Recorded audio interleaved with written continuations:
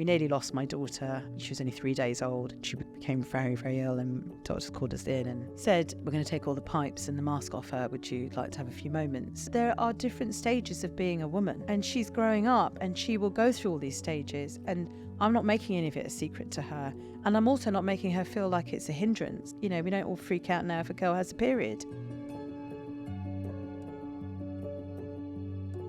But I was in a really bad way mentally, almost depressive in a quite harmful way. No, it's just you're tired. Oh, we'll do a blood test, there's nothing wrong. When I said to them once, do you think it could be that I'm perimenopausal? And they go, no, you're too young. Raised in Watford, from a young age, this guest learnt to be brave in the face of hostility, and in her late teens took charge of her future and made choices that could bolster her abilities. And you had these guys like beating against the window. Literally, I would see a sea of skinhead men shouting and swearing at us. And my dad opened the door. And if you didn't run through, they'd spit on you or beat you up. And that was at the age of 7. And that happened every day.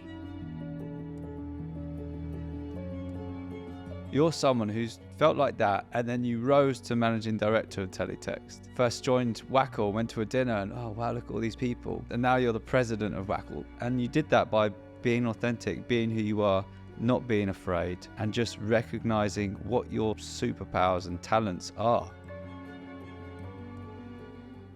Greetings, I'm Ashley Samuels Mackenzie, And I'm Charles Parkinson, and welcome to How I Became. where we unveil the unscripted journeys of inspirational figures. Hi, I'm Nishma Patel Robb, and this is how I became Senior Director of Marketing at Google. Raised in Watford, from a young age, this guest learnt to be brave in the face of hostility, and in her late teens took charge of her future and made choices that could bolster her abilities. Feeling alienated when she found out her colleague was earning triple her salary despite being in the same role. Starting as an admin, she rose up at Teletext. 8 years later, she was in the managing director role. Survival, optimism and ambition are the words that spring to mind from a career path and story that has been forged and in no way predefined. So now we'll tell her story on our How I Became pod, welcoming Senior Director of Brand Reputation and Marketing for Google UK, Nishma Patel Robb. Welcome. Thank you. There we That's go. lovely. That's so lovely. That's your life. But we're going to share it in more depth into this episode and this amazing life and amazing recognition you had. I'm going to list out some of the awards that you've had. Campaigns 2022 Power 100 and Hall of Fame. And you were one of 6 people in the 2023 IPA New Year's Honours List. Ad Age's Women to Watch Europe 2018. You've been in the Campaign A-list many years and recognised in the Hospital Group's H100 list as one of the most influential and innovative people in the UK creative industry. And as of July 2023, will be president of WACL, Women in Advertising and Communications Leadership. Pretty amazing stuff. Yeah. Oh, thank you. Strong accolades. I'm a bit like, who's that? That is you. And we are going to find the story of how you get to such a place where you get these accolades and you get such a senior role in a very large organization. Now, Google really needs no introduction. Given how many people across the world are using it on a daily basis. So we thought we would share some interesting facts about Google people might not know to start the show. And maybe you'll know, maybe you won't. We'll find out. Ash, kick us off. So originally, Google's first name was BackRub, referencing how the early versions of their search engine analysed websites' backlinks to determine their importance. A year later, the domain for Google was registered, and the rest, as they say, is history. Thank goodness it didn't stay as back rub. Oh, yeah. We'd actually be saying, if you back rub that. Yeah. Just back rub it. Back rub it. Doesn't quite roll off the tongue, does it? Well, that's another interesting one I read, that it was officially entered into the dictionary, Google, as a verb, As a to verb. Google it. Yeah. The next one is that Google's name is a play on words from the number Google, which is a number that has 100 zeros behind it. That was quite an interesting fact. I didn't know that one before. And here's another really interesting one as well. The origins of Google Images stems from J-Lo, Jennifer Lopez, in the year 2000, when many people were searching for this famous green dress she was wearing. Versace dress She was wearing. And from there, the chairman, Google Eric Schmidt, created or started the road to Google Images as we know it today. Yeah, it was a couple of engineers, to be fair, under Eric's leadership. But yes, I think the curiosity of engineers and the fact that human curiosity often is what drives a lot of the innovation. Because actually the other one, I love the story of Images because I love that dress. And she wore it again 20 years later and it's even better in it. Even better if that's possible. Yes, that one she wore at the Versace show and she was 50 or something and strolled down and looked fabulous in it. And they posted images of when before and after, and she looks the same. But it was an amazing dress, so definitely worth seeking out when it becomes that water-cooler moment of did you see and you didn't and you're like what, and that moment would have been lost, which is amazing. That kind of fueled that sense of thought to kind of go and create something. And similarly with there's a great one which a lot of people talked about kind of with video and YouTube. Actually, one of the things that I suppose kind of really propelled its usage was, and I don't know if this is a true story, but I've heard it, was around when Janet Jackson had her wardrobe failure at the Super Bowl and she was singing with Justin Timberlake. Apparently that video was sought out. Hence, I'm sure people searching for videos on YouTube. And now some finally of the introduction of Google, some stats of how impactful and influential Google is in everybody's lives. The stats here we've got, it is the most visited website on the internet in the Western world. It's visited 89.3 billion times every single month. Insane stats there. It's like everyone in the world 10 times over searching for Google things. 16.3% of Google's organic traffic in the US comes from people searching the term Google. I think it's a very interesting stat, especially for our American counterparts. As of January 2022, Google held 91.9% of the market share of search engine markets, or search engines online. That's insane. And then Google processes over 99,000 searches every single second, which equates to more than 8.5 billion searches a day. So the question is, amazing stats, how does someone become senior director in marketing at such an organization? That's the story we'll learn about today. And your story is broken up into 5 chapters. Chapter 1, a tough 20 years, first 20 years, which involves police, racism, and barely having enough money to eat at one point. Chapter 2, experiences with forging forward in your career, but also facing discrimination and a moment where you're like, what is this? And do something about it. We'll get to that. Chapter 3, what led you down the path of IVF and your experience with that. 2 beautiful twins, which we'll talk about. Chapter 4, the career journey to Google and how you rose up in the position you're in through Google. And chapter 5, talking about menopause, not something we've spoken about on this podcast before, and what others need to hear about it. So that's the chapters. We'll start with chapter 1, the early life. Let's kick it off. So, your early life, you shared with us, started in Watford. It's you, your mother, your father, and your sisters. Yep, I've got 2 older sisters, yeah. 2 older sisters. But it wasn't a kind of sunshine, lollipops, and rainbows beginning for you, was it? It's quite, you had to face some quite hostile and challenging environments. Share it with us a bit about that. Yeah, I mean, I suppose, interesting, like all childhoods, there's a sense of, I was the youngest of 3. My sisters will undoubtedly say that I was the most spoilt. But my parents had come to the UK in the 60s when my eldest sister was only 3 years old.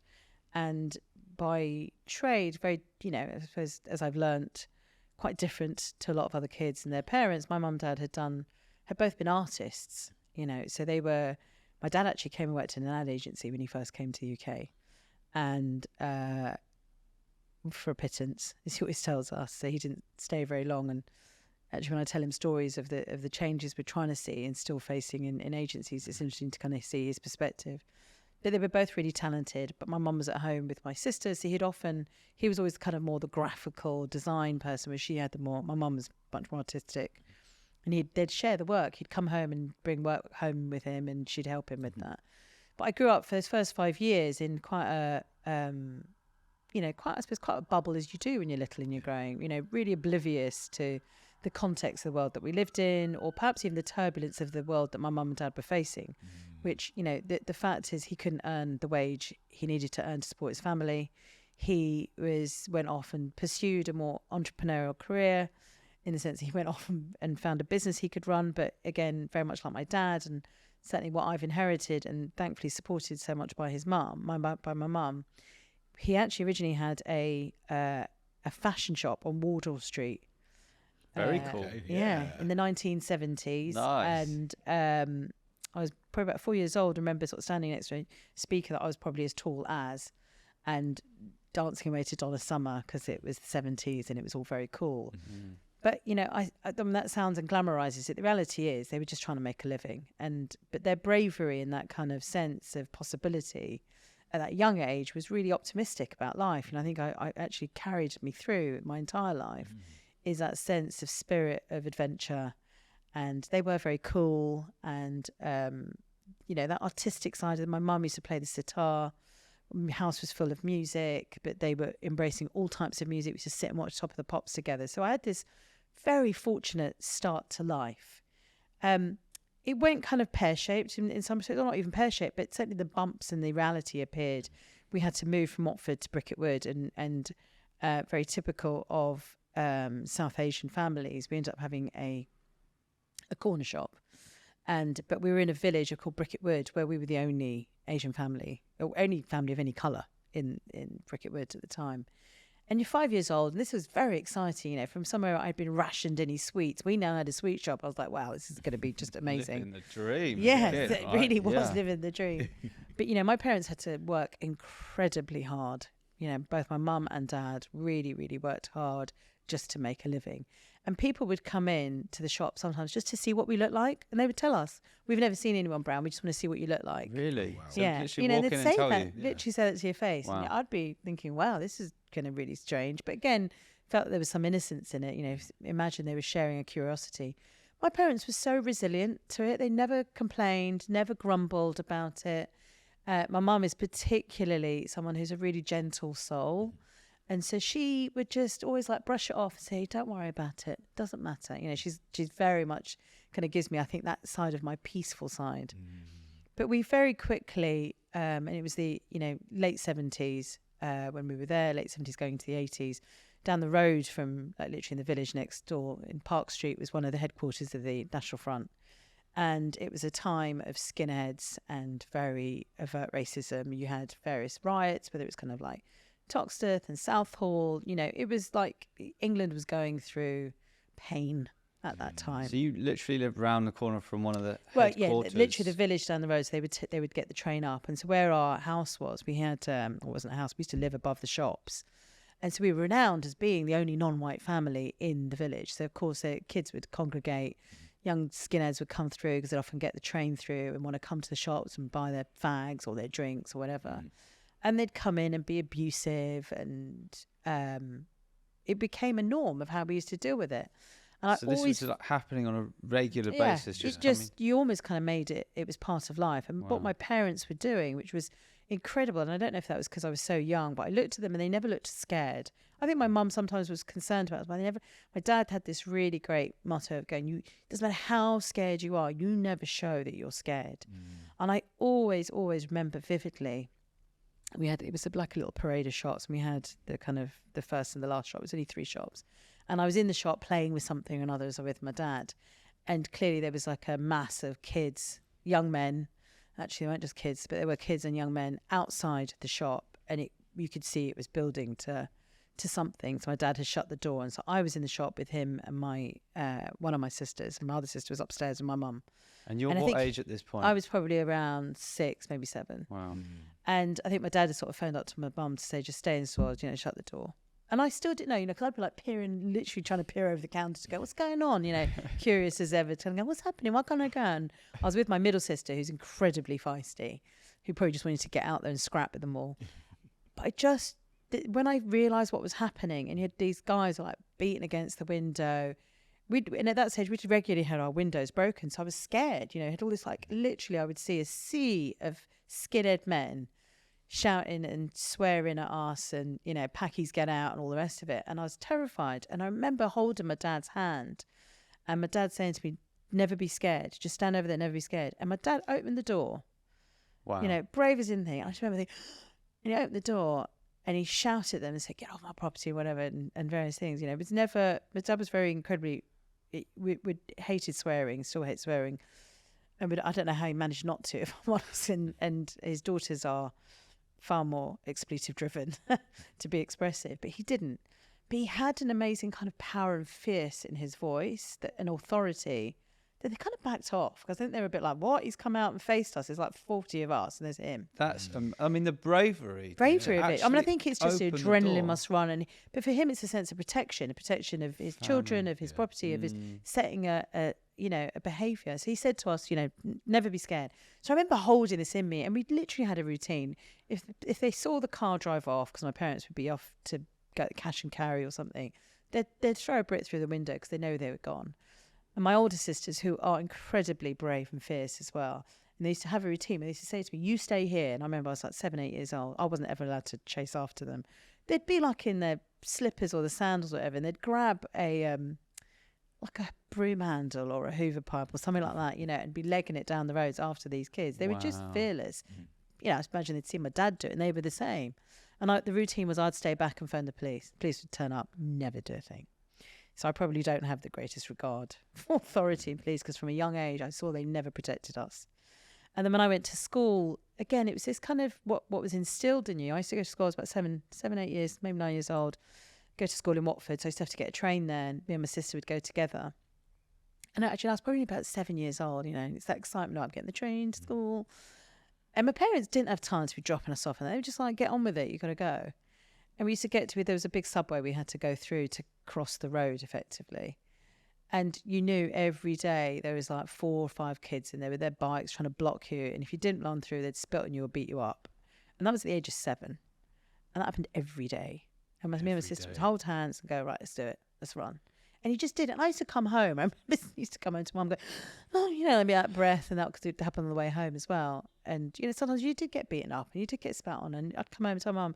And they were always so calm, in the sense going, well, don't worry, you've got to put up with it. And I don't know if it was the sense of being an immigrant, or a sense of almost kind of a Gandhi type attitude of you don't face it in that way. And my dad was certainly more like, don't let people get away with it, but he was never encouraging us. My mum was very placid. But it just taught you a different way. I assumed everyone went through that. Probably not till I was quite a lot older. I just assumed that's how everyone experienced the same thing. So my attitudes of trust and of people and circumstance, it's taken me, and probably not even to some of the conversations we've had and more recently, I blocked out so much of this. I've only really talked about it really as an adult life, and I've talked about it to my kids.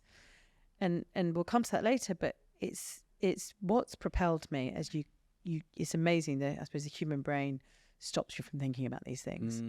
And I managed to block it out for a long time, and as things started to get better as I got older, the world was getting a bit tolerant or more suppressive, whichever way you want to look at it, it felt like I didn't need to worry about it anymore, even though it was still there, and it was overt. I mean, it's almost hard to imagine to have to go through that every single day. Yeah. I couldn't imagine my kids at being 7 years old to have to face that. And it was a norm, and to be honest, I was getting away with a lot less than I could see other kids were getting away with. I had friends that were getting far worse than I was. So I thought I was lucky, and no one should have had to face that. And I remember finding it really, really confusing. I was even younger. I was 5 years old. I remember This is before we'd even moved to this place. This was actually when we were in Watford. Just reminded me of this story. And I remember coming home and I'd been in the bath and I literally finished a bar of soap. It scrubbed my body so much. I'd finished a whole bar of soap. My mum would come in and she's like, what are you doing? And I said, oh, because one of the girls said I'm dirty in nursery. And I was trying to scrub my skin because I thought that the brown would come off. So that was 5 and I verily remember that. And then, there's more, you have a greater awareness of what's going on and this oppression and the fact that not everyone's kind. And it was a sharp upbringing. I've watched my kids go through that sense, not through racism, but just as you appreciate humanity and not everyone's quite the same and sometimes people will be mean. But I did it in a very different way where it was forced upon me. Well, how does that make you feel looking back now, based on who you are now, of what you thought, what it made you think at that age? I mean,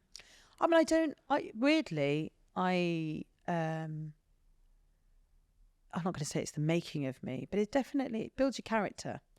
I think a sense of the resilience and character, and I can look at things that later in life and still today am able to face challenges and problems in a way that I'm just better conditioned to. In some respects, I'm grateful for that. I'm grateful that I was able to develop that tough skin.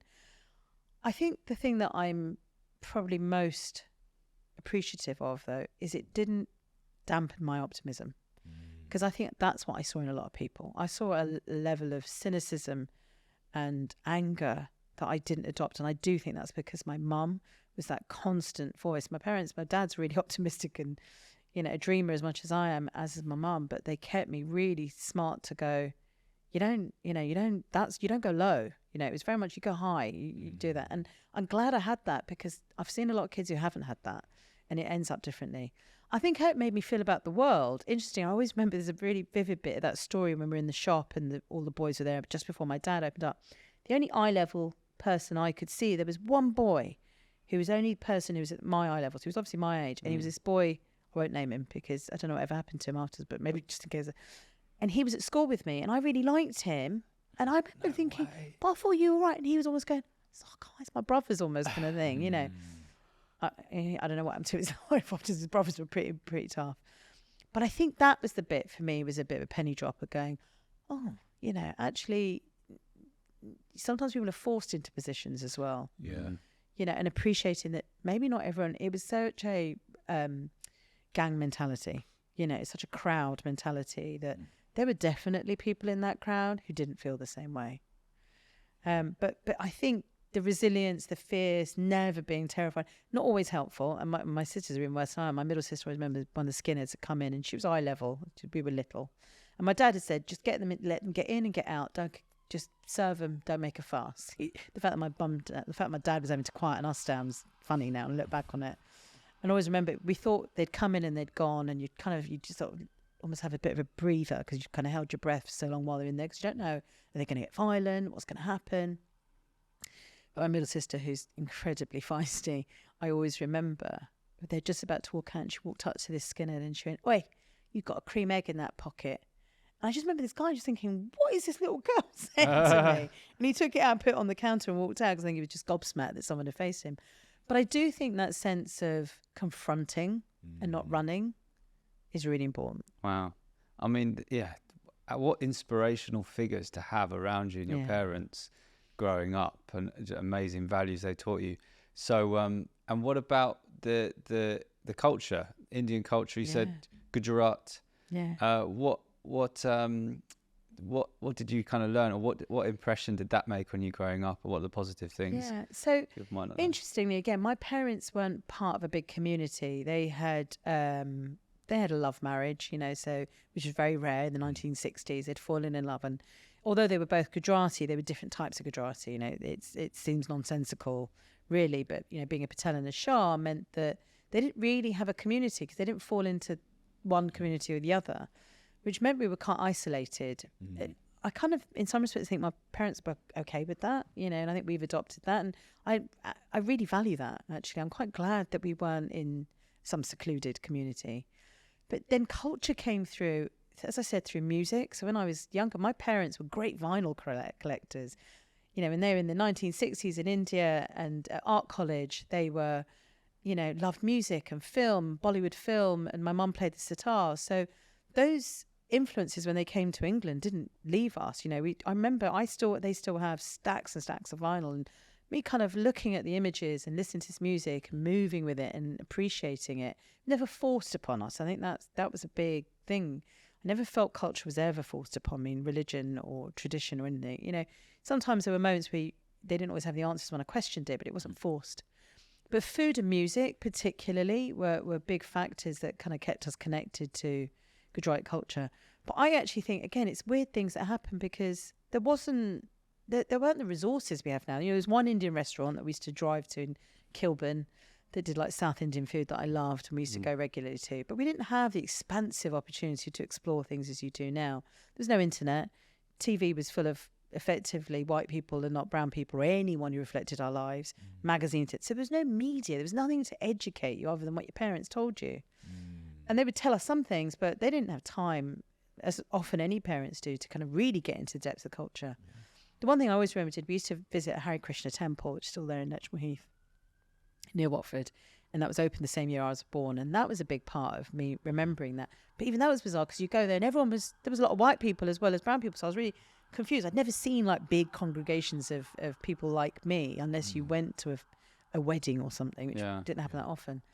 But there was Channel 4 launched when I was probably about, I don't know, maybe 10 years old, and probably about 10 years old, 9, 10 years old.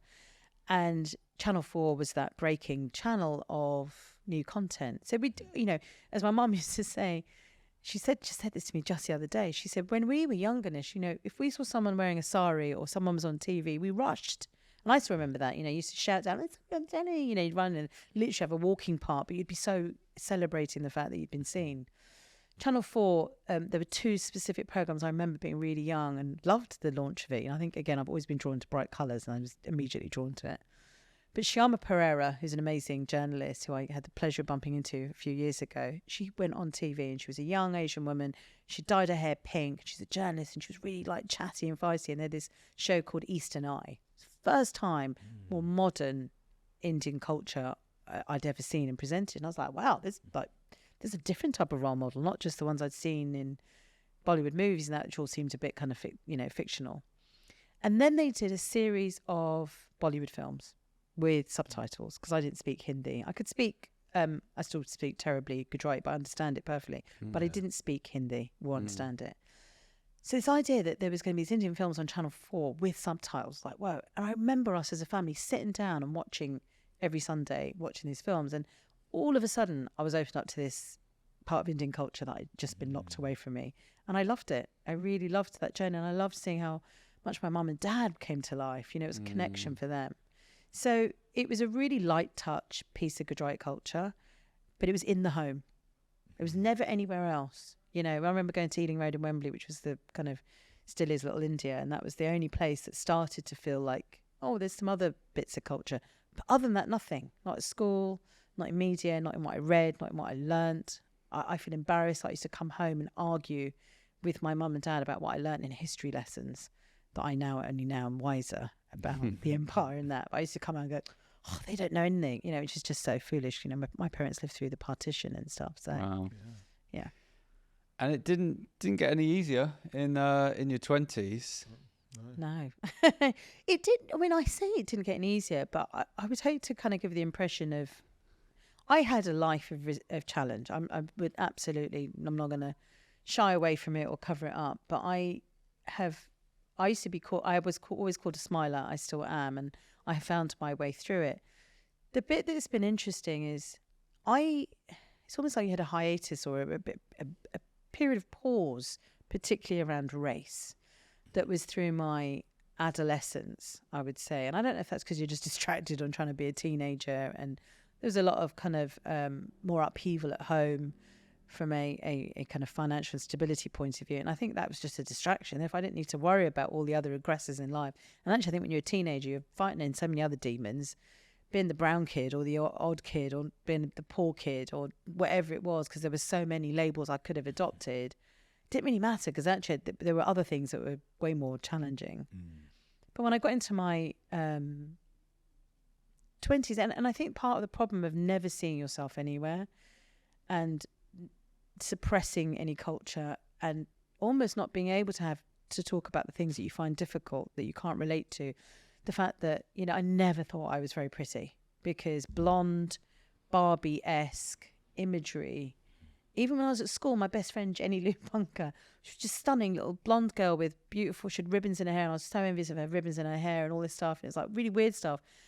It was all unattainable. Or even when you start, you're getting curious about boys, I was, it wasn't deemed to be the pretty one or an interesting one, or people didn't want to do. And I knew that I'm very good friends with Asim Chowdhury, and he tells his story really well. I mean, we bonded. He's much, much younger than me, but we bonded over, which I love. And it's nice now to find people who can share a little bit of your upbringing. And we talked about being second generation immigrants to the country. And we both tell the story of going the first time you got a mate who wants to come round to your house, and you're like, oh, God, I'm going to have to write him and like hide any evidence of my culture and make sure my mum's not trying to force load of Indian food, like make something really bland, mum, that kind of thing. And we laughed about it. But actually, I can reflect back now and go, that's quite a burden to carry. Yeah. And I went into my 20s, probably a little bit bold as brass, not really thinking colour was an issue. That's what I mean. There's a naivety about and I don't know if that's the optimism that forces the naivety or which. And I think they kind of have served me well, because I never went in with a chip on my shoulder. But I hated all those times when someone they'd be shouting a load of racist abuse at somebody, and then they'd turn around to you and go, I don't know, but you're all right. And you'd be like, oh my God, and I'd hate that, because I think, what do you mean I'm all right? And I hated myself sometimes, because actually there were times when I was like, yeah, phew, I'm all right. I was selling out culturally, I was selling out everyone who was like me, just because I was more accepted. And it's only now in reflection I can look back on all those really awkward moments. I hated the amount of times people go, oh, I can't say your name. It's not a difficult name to say. Nishma is an easy name. When I started working, the amount of times people would go, can we just call you Natasha? And I'd be like, all right then. Wow. I just was like, all the endless times I still get asked now, where are you from? No, where are you really from? And all that. It's just, you accepted it. I accepted it as just, that was the norm. I didn't fight it. Didn't get upset about it. I didn't hate it. I just wanted to fit in. And you just want to fit in means you suppress a lot.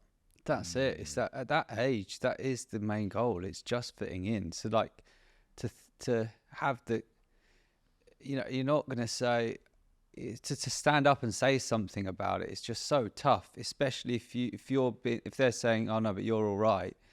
For a 16, 17-year-old to say anything is tough. Yeah.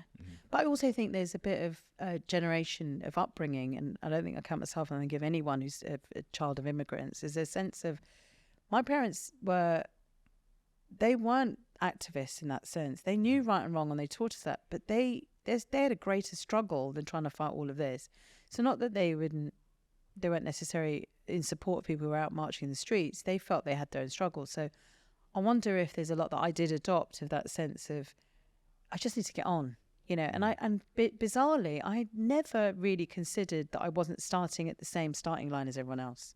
I just didn't think that, because it seems so unfair. And I know one of my real core values that throughout my life and even today is the thing that's the undoing of me, or will kind of, red mist, is unfairness. So the idea that people could be that unfair seemed like just kind of totally alien.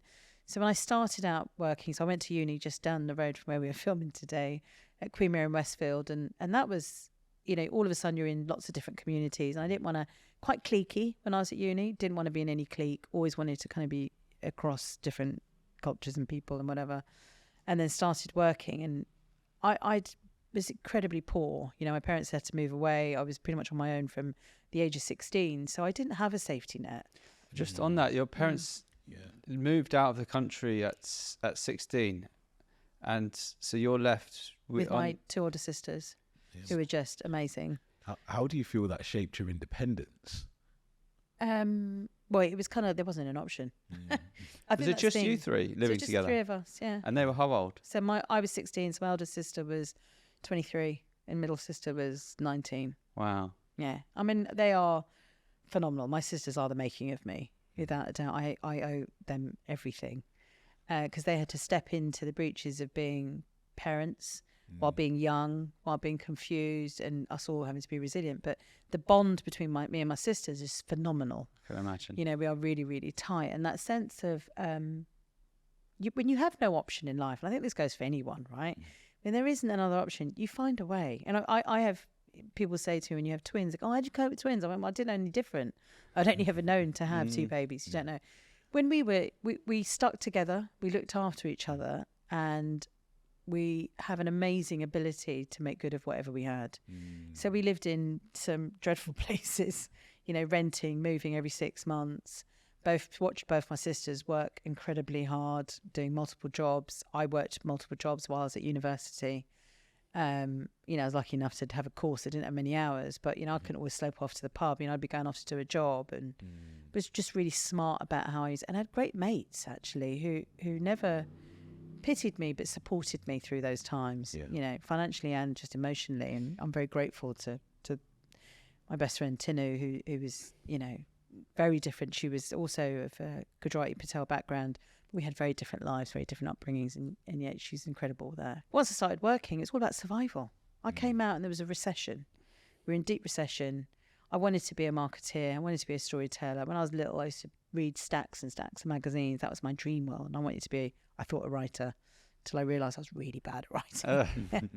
I wrote one summer, I was 17 years old, and I wrote about 100 letters to every magazine. Wow. Twice over, three times over, just trying to write, going, please can I have an internship? Please give me a chance. I was that determined. You know, I'd happily sit in my room and write these letters and go get some money for some stamps. And, you know, I'd rather spend money on the stamps than something else, because I need to do this. Yeah. And Marie Claire, which at the time was really in its heyday as a magazine with a very serious features part of the magazine, gave me a chance and said, come in. And that, I look back on it now and go, I can't believe I did that. I had no idea of anything. I had no role models who worked in a professional capacity. I'd never, you know, like, what'd you wear? What'd you say? What'd you do? What's it like being in an office? I had no reference points. And yet I kind of just strolled in and tried to figure things out really quickly. And you're the intern, so everyone's really mean to you anyway. And I was clearly totally out of my depth. But I really embraced it, and they sent me off to IPC Libraries, which is down in Waterloo, and said, you need to go and research these two stories. One was about male gold diggers, and I can't remember the other one was, they were interviewing Goldie Hawn, so it was like Duhana. So initially I was like, wow, this is like my dream job. I just get paid to sit and read magazines. But after about like 4 days, and it was really hot, and everyone else was outside, I'd be like, this is getting a bit dull. But I did it, and then I had to write up all my notes, and I was really excited when they interviewed Goldie Hawn, and I thought, sat on the side and watched, but I knew writing was an effort for me. I didn't come naturally. And just being in the office and watching what everyone else was doing, going, they look like they're having a lot more fun over there. What's going on over there? And it was always the art department or the sales department. And I knew at that point I wasn't in the right space. So I went off to university, still with this idea of going into marketing or advertising. Had this love of advertising, whether it's from my dad and mum and dad and what they did as kind of craft and trade, an obsession of magazines and aspiration and escapism. I knew I loved advertising. You know, the adverts I saw when I was a kid shaped me, perhaps more so than even content. It's a really weird thing to say because it sounds really geeky, but I just loved that sense of kind of film and capture. But I came out. There was no jobs. I went for every, you know, grad scheme going because that's what you were told to do. And I just think generally advice for young people and children is so bad. It's just crap. I mean, careers advice when I was at school was dreadful. I think they just kept telling me to go and be a teacher or a nurse or something, which great professions, but clearly were not suited to my skill set. And when I came out of university, there was nothing there to help you. You know, the careers fair, it was either you went to go and work for PwC or P&G or something. There was nothing really to educate you on all the world of possibilities. And the reality is unless you're in a family, in a community, in an environment, and it still stands today, same thing happening today. If you're not in that, you have no idea. And therefore, you're going to take a longer and really convoluted journey to get to where you should do, which is why I feel as passionate as I do about some things I do now. So I stumbled around. I actually started my career at Campaign magazine, selling ads. And that was a real, wow, I used to get smacked on your bum with a ruler. You'd have to stand up if you didn't sell anything. I mean, it was racism and sexism and misogyny, and you get paid a pittance for it. But it was an amazing experience. I learned how to sell. I was in advertising. I was like peeking around what's going on. And I literally spent my earnings at the pub, which was very foolish because I really didn't earn enough money to kind of live. And I used to take enough money at the start of the month. I used to take £300 out in pound coins at the start of the month that I would ration over 30 days. You had £300 coins. I used to go to the bank and get £300 coins Wow. out and put them, and so I could ration it, just so I could take out, right, today you're only allowed to have like, you know, basically you can have a £5 today, or if I knew I wanted to go out, it means I had to save up to get to the weekend so I could afford to go out. Smart. It was that kind of, it's the only way I could could limit myself.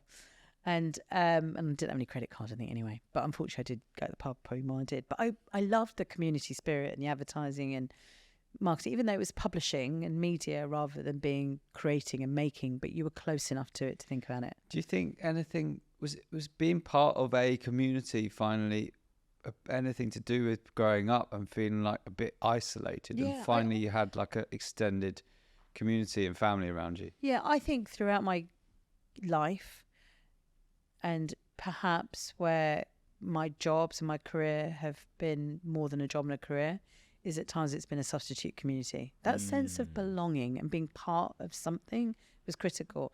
So when I was growing up, you know, it was all various things that you are, whether it's school and that. As a young woman through my university years and going forward, it was definitely music, you know, and it was that I'd found a community and like-mindedness around music. As I said, I went to university in London, and the one thing I certainly had from a young age was a bit of gift to the gab, and I used to know all the doormen at every nightclub in Soho and all the bars, just because I was friendly. I used to walk past, go, all right, you know, because I treated people as people rather than some object at the door, and took time to like stop and have a chat, and I'd know someone's kids or whatever, and just treat people as people. Meant that when I was walking along on a Saturday night and I'm standing in a queue and trying to go, if I've got enough money to get in, they'd see me and they'd go, all right, Nish, come in. Oh, sorry about that, and get in. Nice. And then they'd know the other doorman, or the DJs would know another DJ, and you built a kind of a community and network. And I carried that through. That was kind of like my hidden world. That was me getting to be me in every way that I wanted to be expressive and music and free. And when I was at work, I was starting to find like-mindedness of interest and passion there. And I didn't stay at Haymarket long because it paid so badly. I couldn't afford to live on it. And the point about the pub was the fact that it was because I was there and somebody walked in who had previously worked there and said, oh, I've just started working at Teletext. I didn't even have Teletext on my telly. I mean, hopefully none of them will ever see that now. For our listeners that may not be what is familiar it? with Teletext. We'll put it up now in a little picture-in-picture so people can see it. It was an information service on your television that you had to press, like the interactive services, but it was like Lego brick graphics. There was only 9 colours and you had to wait for things to scroll around, no control over it. But it was deemed like really cutting edge because it was like the Google before Google. So if you wanted the latest news, you went there, and the latest was being like nearly 20 minutes out of date, but that was like latest then. And holidays and football scores and shares and that. And it was an incredibly successful business. It was part of British institution, big part of media and information. And it paid 14 grand rather than the 10 grand I was getting at Haymarket. So I was like, I'm off there. 4 grand more. Yeah, that's a few more. 4 grand more was a seismic shift of life then. Yeah. Anyway, so I joined Teletext as an admin girl, never really seen the service or used it, blagged my way through an interview and joined. And I found I just had a talent for selling. And the people I got to work with there were pretty amazing, actually. And Judy was one of my bosses, and Larry, and they backed me in a way that actually I probably didn't have a lot of that support before them. That they didn't worry about my colour and that. They were just like, she's good. She's great. She knows what she's doing. She's brilliant with clients. She's good with the team. And constantly supported me to keep progressing. And Judy was an amazing female boss that I still think about. She was incredibly sassy and bold, and no one messed with Judy. But I kind of looked up to her because she created opportunity for me, but also taught me to kind of like, don't take But it was while I was at Teletext that I did come across. So I've been doing really well. I was really nailing it for them, making them lots and lots of money, progressing. And then one day I was what was deemed as classified, although that made all the money, and display in old media terms, which are kind of formats. Display was always kind of valued a bit more.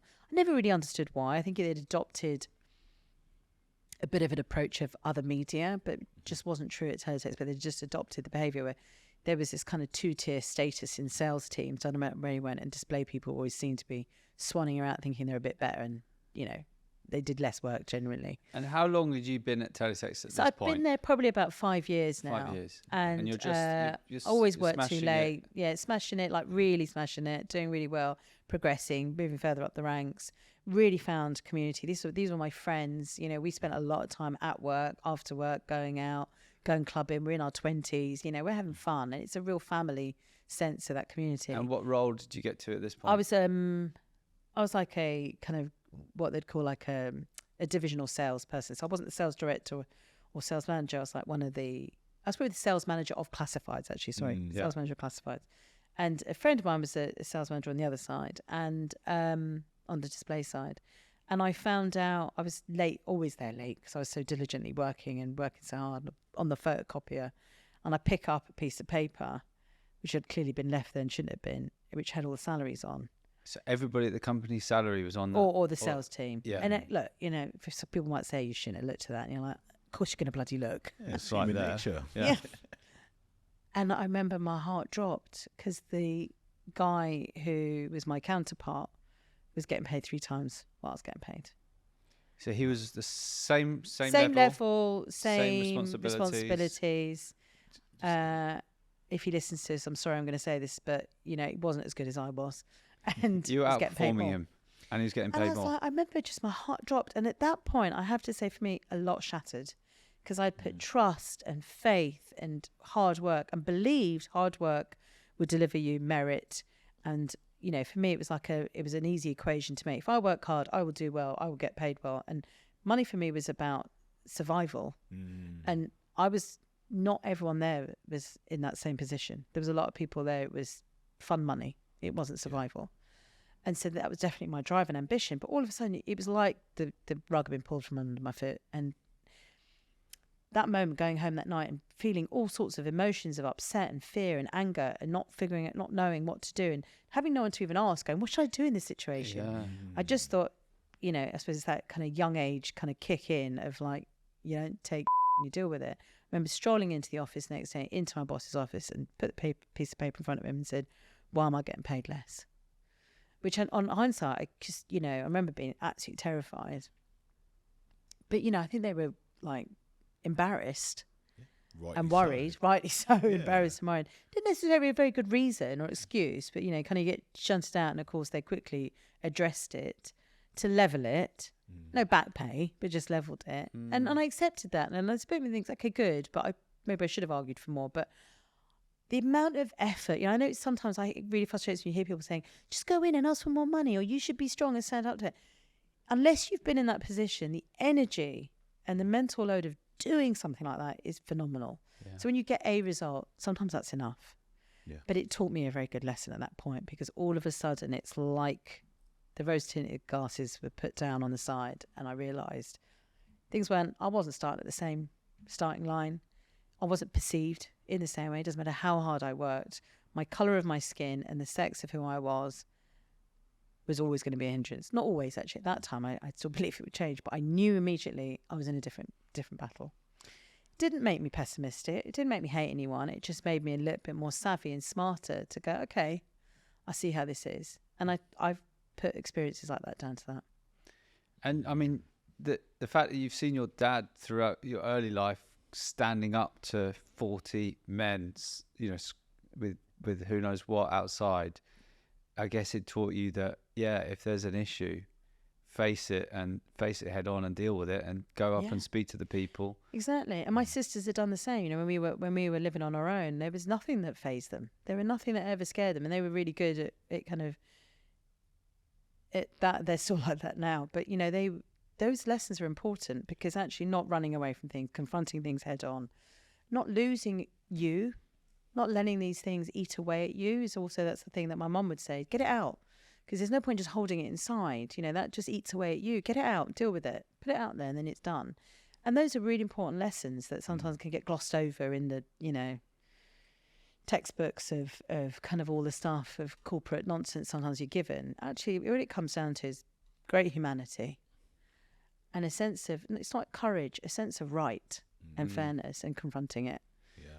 Confronting is a very powerful word. Being like one of maybe 2 black kids in my lower school, because we were on the 3-tiered system when I was younger.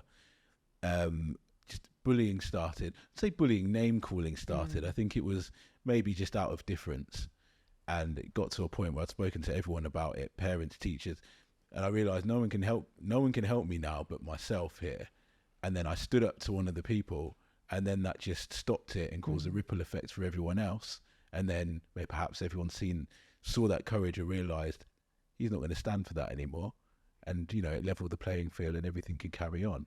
But sometimes it's you that has to just do it because nobody else can. No, and it is hard to do that. And there's times I haven't done it, you know, and I regret not having done that, but I know why, and I don't beat myself up for it, and I don't beat anyone else up for it when they don't. I think you have to recognise, you know, there are things I haven't called out in my career which are not to do with racism. And the name calling actually was, you did learn from a young age in that. I always remember actually one thing on the name calling, which I have to remember, was I had 2 really bizarre things I think about the racism when I was younger. One was I was obsessed by the NF and the elegant way that, I'm sure they didn't think it was elegant, but, you know, the N would bleed into the F. I quite like the design aspect of that. And the other thing was my sister used to always say, they used to shout out, you know, Packies go home regularly. And my sister would always like shout back going, we're from India, get your facts right. Which I always kind of thought, do you know, like actually being factually correct in your racism is quite important as well. So they were good things. But I think that sense of courage and being able to call it out, there are things I haven't done. And I do regret, actually. And even to this day, I still regret not doing them. And that was more around sexual harassment and, you know, some terrible things that have happened to me that I just accepted. I thought that was part of work. And it's only now, and I always knew it was wrong. And at a horrible instance that actually somebody who did something terrible I had never seen for years later. He was a very, very senior individual in a business and took advantage. And it wasn't until I just moved into my house with my twins and I was getting out of the car, that she'd probably not come home from hospital much longer. And we're brand new in this house and I'm getting out of the car and this guy walked past and it was him. And I discovered he lives down the road from me. This is the person who... Anyway, I still see him. Try and trip him up and throw things at him now. But, you know, there are things I regret not calling that out because I worry, to your point, around when I have called things out, it stopped or it created a change. You know, it's like watching waves. You know, if you put something in, it changes direction. I do believe, that's why I so sincerely believe the work that we all have to do every day and what drives me is like all the little actions because they do change direction. So when I look back and go, there are things I didn't call out that I know I could have done and maybe change direction for others. That if I had any regrets, that's the only regret I have. Well, you don't let that moment get you down. You go in, you have the conversation, and you fix it. You get on the same level pay wise, and then you go on this, continue your march there, and 8 years, I think, from coming in as into an intern or graduate job, you rise up to managing director. Yeah. What were the key things you did to rise up to that position? So I think, you know, and it's interesting because that was a sales role specifically. So you're selling media space to businesses. And I think what was my success was, I think your drive has to come from somewhere. So actually my drive was survival and money. And it wasn't money in the sense of, I don't mean that in a flippant sense. It was very much kind of survival and necessity more than anything else. And that helps because you've got to have something that makes you get up in the morning and get there. But actually I had a natural curiosity, and what I found I was really good at and continue to be was when I would talk to businesses, I was nosy. I was curious to how do they make money. And then I could figure out actually how I could help them to make money by what they were buying from us. So I wasn't in there just to flog them anything. I loved solving problems. You know, and I think that sense of kind of really creatively solving problems for businesses, which is is marketing, right? You know, I think sometimes we can overcomplicate things, but the reality is when you're selling something, you have a product, media, as I had, to help someone reach an audience. That comprehension was us solving a problem. What I knew was like, I get the kind of people you're trying to sell holidays to. I get, actually, why don't you try this? Or actually, why don't you try that? I used to find myself in a way of, rather than selling, I would be almost kind of consulting and discussing. That meant that I built really strong relationships with the clients and the customers because they trusted me. And those trusted relationships meant I sold really well. And because I would never sold something they didn't need. I sold them something that I knew would help their business. And I used to laugh about it. We used to talk about the Teletext millionaires because we made loads of those people millionaires by helping them grow their businesses. And there was a real pleasure in that, in seeing people do well and seeing them grow their business as a result of advice or help or support. A little bit. I played a tiny role in what their success had been. But that had been a big part of it. I think internally, I didn't worry about the politics. I think that naivety of not carrying a chip on my shoulder, getting on really well with people in the office, treating it in that sense of belonging and social community, and also having really supportive bosses and friends and people I still keep in touch with who taught me a lot.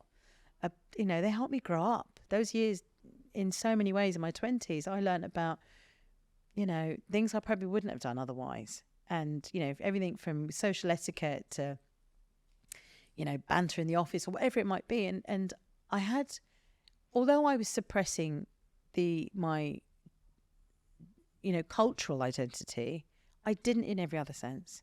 And that connection and people piece was the key. So I was, creative solutions, curious about technology, curious about business, and good with people was a bloody good recipe to succeed. And I was fearless. And so when responsibility was given me, I never shied away from it. I'd always step into it. And I think when you work for people, and the bosses I had, they loved that about me. They loved the fact that I never looked scared by never intimidated by a challenge. And that has carried me through. I think it's a big part of my onward progression. I mean, it all makes sense. Again, like the life you've had growing up of just being fearless and having fearless people around you has obviously, really shaped how you've been able to flourish in your career and that, what a big thing to have with that fearlessness of just not being scared to ask the client certain questions and asking for certain things has obviously had a big impact. Yeah. So what's your next career move after you get to MD level? Yeah, so I got to MD level, which is, like I said, I used to journey all around the country selling teletext to all these different travel companies. So you're managing director of? So Teletext, so we'd help the business, but the other key part of this, we were transitioning the business from analog to digital. Right. So we knew there was an end date for the analog business. You had to be really creative and embracing what would come next. So that sense of technology and innovation of new leaps, digital technology, there were tech services or, what they used to call interactive services on TV. So you had to learn about the technology, the capabilities, what we could do, new audiences, new behaviours, building a website. So I became managing director of Teletext Holidays, all of our TV services at the time, and then more broadly as we kind of developed the website. And that was a huge, huge revenue driver for the Daily Mail Group. And it was through that I met Lord Rothermere, who at the time was really taking the Daily Mail business to be more digital with some incredible people there. And he loved my, kind of boldness and thirst and hunger for this sense of change and not being scared of it. Actually, I think he probably was surrounded by lots of people who were a little bit more reticent for that, the amount of times I heard people say, the internet's a passing phase, I cannot tell you. Wow. And I remember sitting there thinking, this isn't a passing phase, because my curiosity of human behaviour, perhaps more so than media in that, I was like, this is changing how we act. I could see how it was changing the way I was behaving. So I knew it wasn't a passing phase. And little did you know you'd be working for the most visited website. That's what I mean. I go from Teletext, which was like Google before the Google, to now Google. And I do love that kind of completeness of the journey. But yeah, I think really what I did several years then as managing director, worked really closely with Lord Rothermere. Didn't love the experience I had at the Daily Mail Group when I sat on the operational board, really overt racism and sexism and just being talked over. But my God, it taught me a lot of skills of toughening up and that seniority, because all of a sudden I'm not with my mates anymore, you're the leader, and then that's a lot of growing up to do as well. But I knew at that stage I just wanted to do more. I'd been fortunate to work in businesses, or a business that was hugely growing fast and successful, but was almost very entrepreneurial in the way it was run. As it started to get more and more bureaucratic, I wanted to move on, and I did. And I did a stint with some people I'd met through the travel industry who went off to set up a small kind of vehicle that was listed on the markets and was raising money to buy businesses and make them into digital ones, because at that stage you were just hitting the kind of top of the curve of more and more businesses going online. And for me, it was an opportunity to go, right, well, I want to go and learn. I might want to set up my own business one day. I want to go learn about raising money and setting up businesses and buying them. So I'm going to go join that. And I did it. And I went from running a team of hundreds of people to being in a team of 3 people. Wow. And none of the trimmings and the trappings of kind of like senior corporate life into really startup life, and hated it initially. But learn, I went out with them again, the only woman. It was only 3 of us anyway, and certain person's colour. But when I used to go into the city with them and we were raising money, I was also the only one. But what I learned there was all the times when people would say, "Can I call you Natasha?" and whatever. People they very rarely met another Nishma, so people remembered me. Oh, Nishma, oh, yeah, I met you there, because they would just remember the difference in the name. I knew something they didn't, and I realised that was powerful. So I had a uniqueness about me. I knew something they didn't because I really understood digital. And I had a great way of being able to communicate in a room with people who didn't know as much. And I used that as almost a shield to protect me on all the stuff I didn't know, because I really was out of my depth at the time. Anyway, did that for several years as a journey and really did learn a lot. And I'm so grateful for the experience of not being in a big corporate and being in a small business, because you have to rely on yourself and you learn to rely on each other in a different way that you just don't get that elsewhere. And then I took a break to have my kids. Wow. Yeah. And we'd struggled to have children for years, so we embarked upon IVF.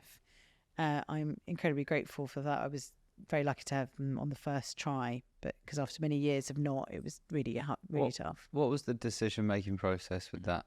How did you discuss it? How did you explore the option of IVF? I think we both really wanted children. I knew I always wanted to be a mum. And it's really hard. I think it's a lot more commonplace now for people to discuss it, for women to feel like they had options. I was constantly being told by the doctor I was too old. When I had my kids, I was 35. And I look now and go, that's not old at all. But at the time, that was all the messaging. You were facing a ticking clock that was getting louder and louder. And I was scared, because at the time, it wasn't just the pressure of, I really want kids and what we're going to do, and finding all the right help and support, because, female health is just dreadfully funded and managed anyway, so you have to go on a bit of a journey to get yourself to the point of IVF. But I also had this challenge of being in a really senior job. I'd wanted kids before I'd left Teletext and moved on, and I knew that I was going to, I didn't know if I'd get maternity cover and care, and if you go to a small business, and what would I do? And I didn't have role models and examples of people who'd risen to a level of seniority, had kids and gone. There just weren't that many people that I knew, so I just didn't know how it was going to work out. But I'm glad I didn't try and schedule my life in, because that's what I hear too many women do. And I always say, don't. You've got to go with the stuff that's really important, which is your instinct. And we had IVF, and as I say, I was very lucky to have it, and my bosses were very supportive at the time. But I wasn't very well through my pregnancy, and ended up having them really early. So how early were they? They were nearly 9 weeks early, 8 and a bit weeks early. So they were very ill, in special care. What happens? Do you suddenly just? Well, they're just tiny, so they're not fully formed, and therefore they can't necessarily breathe perfectly well. But did you start feeling unwell, and then say, I better go to the hospital? I was put onto bed rest at 25 weeks. Oh, wow. Why did they do that? What were the symptoms? Because it's what they call, like, you have a weakened cervix. They're worried that you'll go into labour at any time. Right. But classic me was like, no, I can't go into hospital today, because I just rushed in for my standard appointment, with probably thinking I've got to get back and do some work, and we're moving house and all the things that you're doing. And this idea that it was just cut off, it was like taken away, and no, you're going. And I was blue lit from the hospital I was at to, there's only a couple of hospitals in London that can deal with really, really small babies. So I was blue lit over to Queen Charlotte's in Hammersmith, and just immediately put on bed rest. And the worst thing is you get put on bed rest in the labour ward, so you're constantly listening to everyone else having a baby, which is also terrifying, but it was very upsetting, because I didn't know if I would ever have mine. And that was tough. I was on bed rest I was in hospital for 3 weeks. They allowed me to go home for a couple of weeks, and then I had them. And all of that time, you forget everything. It puts life into perspective. People say these moments too, and they really did. But I was so committed to, just when you think you've seen it all and you've had resilience, you get to moments like that and you realise you don't. And we nearly lost my daughter. She was only 3 days old. She became very, very ill, and the doctors called us in and said, John, we're going to take all the pipes and the mask off her. Would you like to have a few moments? And I didn't kind of understand at the time. I was like, what? And I realised it's because they realised we had never seen her completely without any tubes and things, and they didn't know if she'd make it. Wow. Because they wanted to give us a few minutes with her with nothing on, and I hadn't even held her at that stage. So And how are you feeling at this point? Must have been hard. devastated. Yeah, just broken. And me and my husband got through it because we had the mantra always through is like, just got to have our humour. And even in moments like that, it's hard to have any humour. But I had my family and I had my husband, and we did get through it. And I always remember, and I tease my daughter when she's playing up now and she's 14, I refused to go home, and I stayed with her in the hospital in the intensive care unit, just holding her little hand through the thingy. She was on a ventilator, and I remember I used to talk to her and tell her stories all the time and all the things I was going to do and we were going to do together. Wow. And then I'd go into my summers in high dependency, and I'd go and tell him stories. And that's been my thing, actually, and I think they would say that of me as well from tiny. I would tell them stories in the way I did. I told myself stories that would get myself out of tough situations. When I feel at my lowest, I daydream, and I tell my stories. That's how people would call it visualization now, or manifesting. I told it was just, I'd get in my head and do that. Are you an agency or brand that would like to work with our production company, Unity and Motion? If so, contact us at unityandmotion.com. We produce commercials and social content for brands such as Chanel, Amazon, Reebok, Harrods, The Ritz, and many more. Now back to the show. What message would you have for anybody considering IVF at the moment? I think anyone, whether it's, embracing pregnancy, considering IVF, freezing eggs. I was having a conversation with someone just the other night about who was having the quandary of, should I freeze my eggs? Shouldn't I freeze my eggs? I think the fact is we are fortunate that medical science has developed in a way that it gives us choice. Yeah. That's why I get so angry when you hear about laws and ridiculous things when people are taking choice away from us. The greatest progression of humanity is choice. And so if you can choose to have children through IVF or donation, or to freeze your eggs because you're not quite sure you haven't met the right person, whatever it is, take choice. Take any opportunity of choice in your life, because that is what we all aspire to. And really that's the greatest gift we can be given, is to have the opportunity of choosing one thing or another.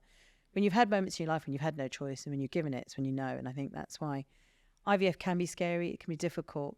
You've got to approach it with humour and great resilience, but look at the wonder of it as well. So, I mean, you get through it, and the children are tiny little things, precious and fragile. So I took a long time off. Obviously, I was in hospital for a while. They were in hospital for a while. So in the end, my maternity leave was probably about nearly 18 months in the end. But the company I was working with was going into financial troubles. It was 2008. It was the crash. I look at the pivots in my life, and I only did this recently. I suppose maybe just age allows you to do this. Sadly, and I know someone has written a great book about this, but the significant pivots in all of my life from young are all indexed to economic twists. So I can say each recession, each significant, even if it wasn't a full recession, but when we've had crashes and things, I can track big shifts in my life in each of those moments. Other people would say to you it's the moon, but I won't go there. Planetary activity. But, whatever it might be, those greater forces and cycles, which is, I always want to say to people, your life is going to go ups and downs, like the economy does and everything it does. The fact that it might not track to the economy, I don't know. But I definitely think there are, I can see that. So 2000, I came out uni, there was a recession. I come out, I haven't had my kids. It was 2008, it was a crash.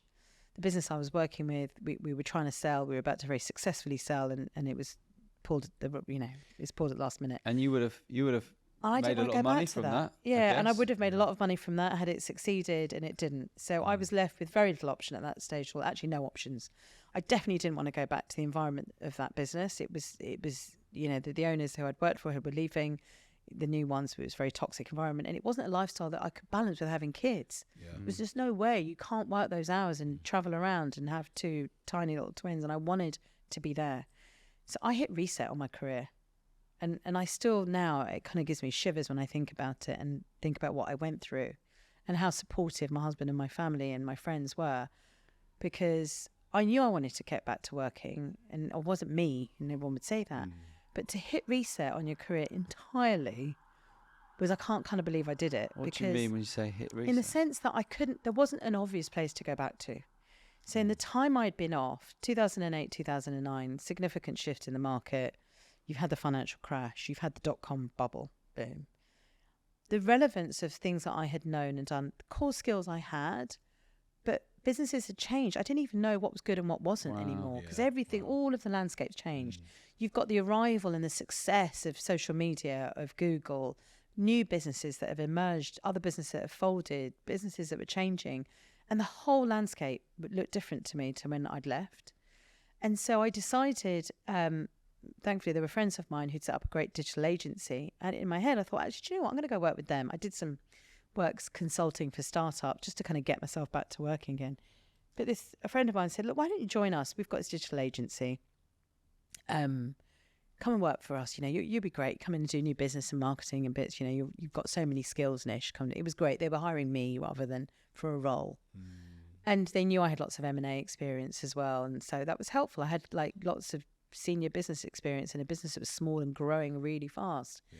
And I took it going, well, actually, if I go there, I'll be able to learn about all different types of media really fast because you're servicing everything and all sorts of different industries. You've got clients everywhere. And it was a nice, smooth, you know, I was working part-time. I was working, you know, flexibly so I could still be with my kids. And it felt like the perfect situation, and it was. And I loved it, and they were great. And all of the people at iSpy Marketing are still great friends, and I had a lovely time there. But we then decided to sell the business, and they'd made me a partner in the business, and we sold it. And which was amazing and great, and testament to the success of the owners that had really made it. And testament to, I suppose, the fact that they backed me to be part of that journey, that partnership. And we sold to Dentsu. Interesting. Time Dentsu. And so I joined Dentsu at iProspect as a chief client officer. And so iSpy, which is the company you've spoken about, were listed number 6 in the Sunday Times Tech Track fastest growing private tech companies. So you guys really did well. And they were amazing. Which is what I liked, that sense of that entrepreneurial environment. They were entrepreneurs, right? They were smart and savvy people. It was a business built on really strong values. You know, the values became more important than anything else. And but they hired people and skills rather than what I see too often when people are still hiring on, like, you know, and I suppose maybe that's the thing, you know, did I fit the bill on my education or a perfect requirement on my experience? No. Did they go, we've seen what she's done, how she's helped other businesses grow. We've seen what her talents are. We want her. It wasn't around this perfect fit. That's why I get frustrated with so many businesses when I'm going, you need to look at the person. And I'm suffering that now, which I know we'll come to, and I kind of talk about kind of more today. But it's such an ill of business. They'll look at the experience, the CV. I hate that. You know, the idea of CVs and achievements, and you don't look at the person. You know, it's that sense of going, and this was taught to me by a wonderful man that I was mentoring called Elijah, who had a really, really, really tough upbringing in Moss Side, and just anything you can imagine had been terrible. And super bright, was going to get a place at Cambridge, but decided not to take it because his mum was a victim of domestic abuse and he didn't want to leave her, so he decided to go somewhere else he could still be near home. Anyway, carried on, done brilliantly.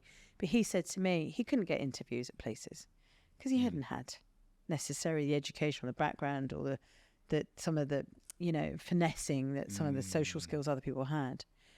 But I remember meeting him and thinking what he had done in his short life and the things he had juggled and problem solved and hacked and figured out made him 10 times a lot of the people I'd met. And I remember that's why we got him in as an apprentice, and he's gone on to have an amazing flourishing career, because I looked at the person.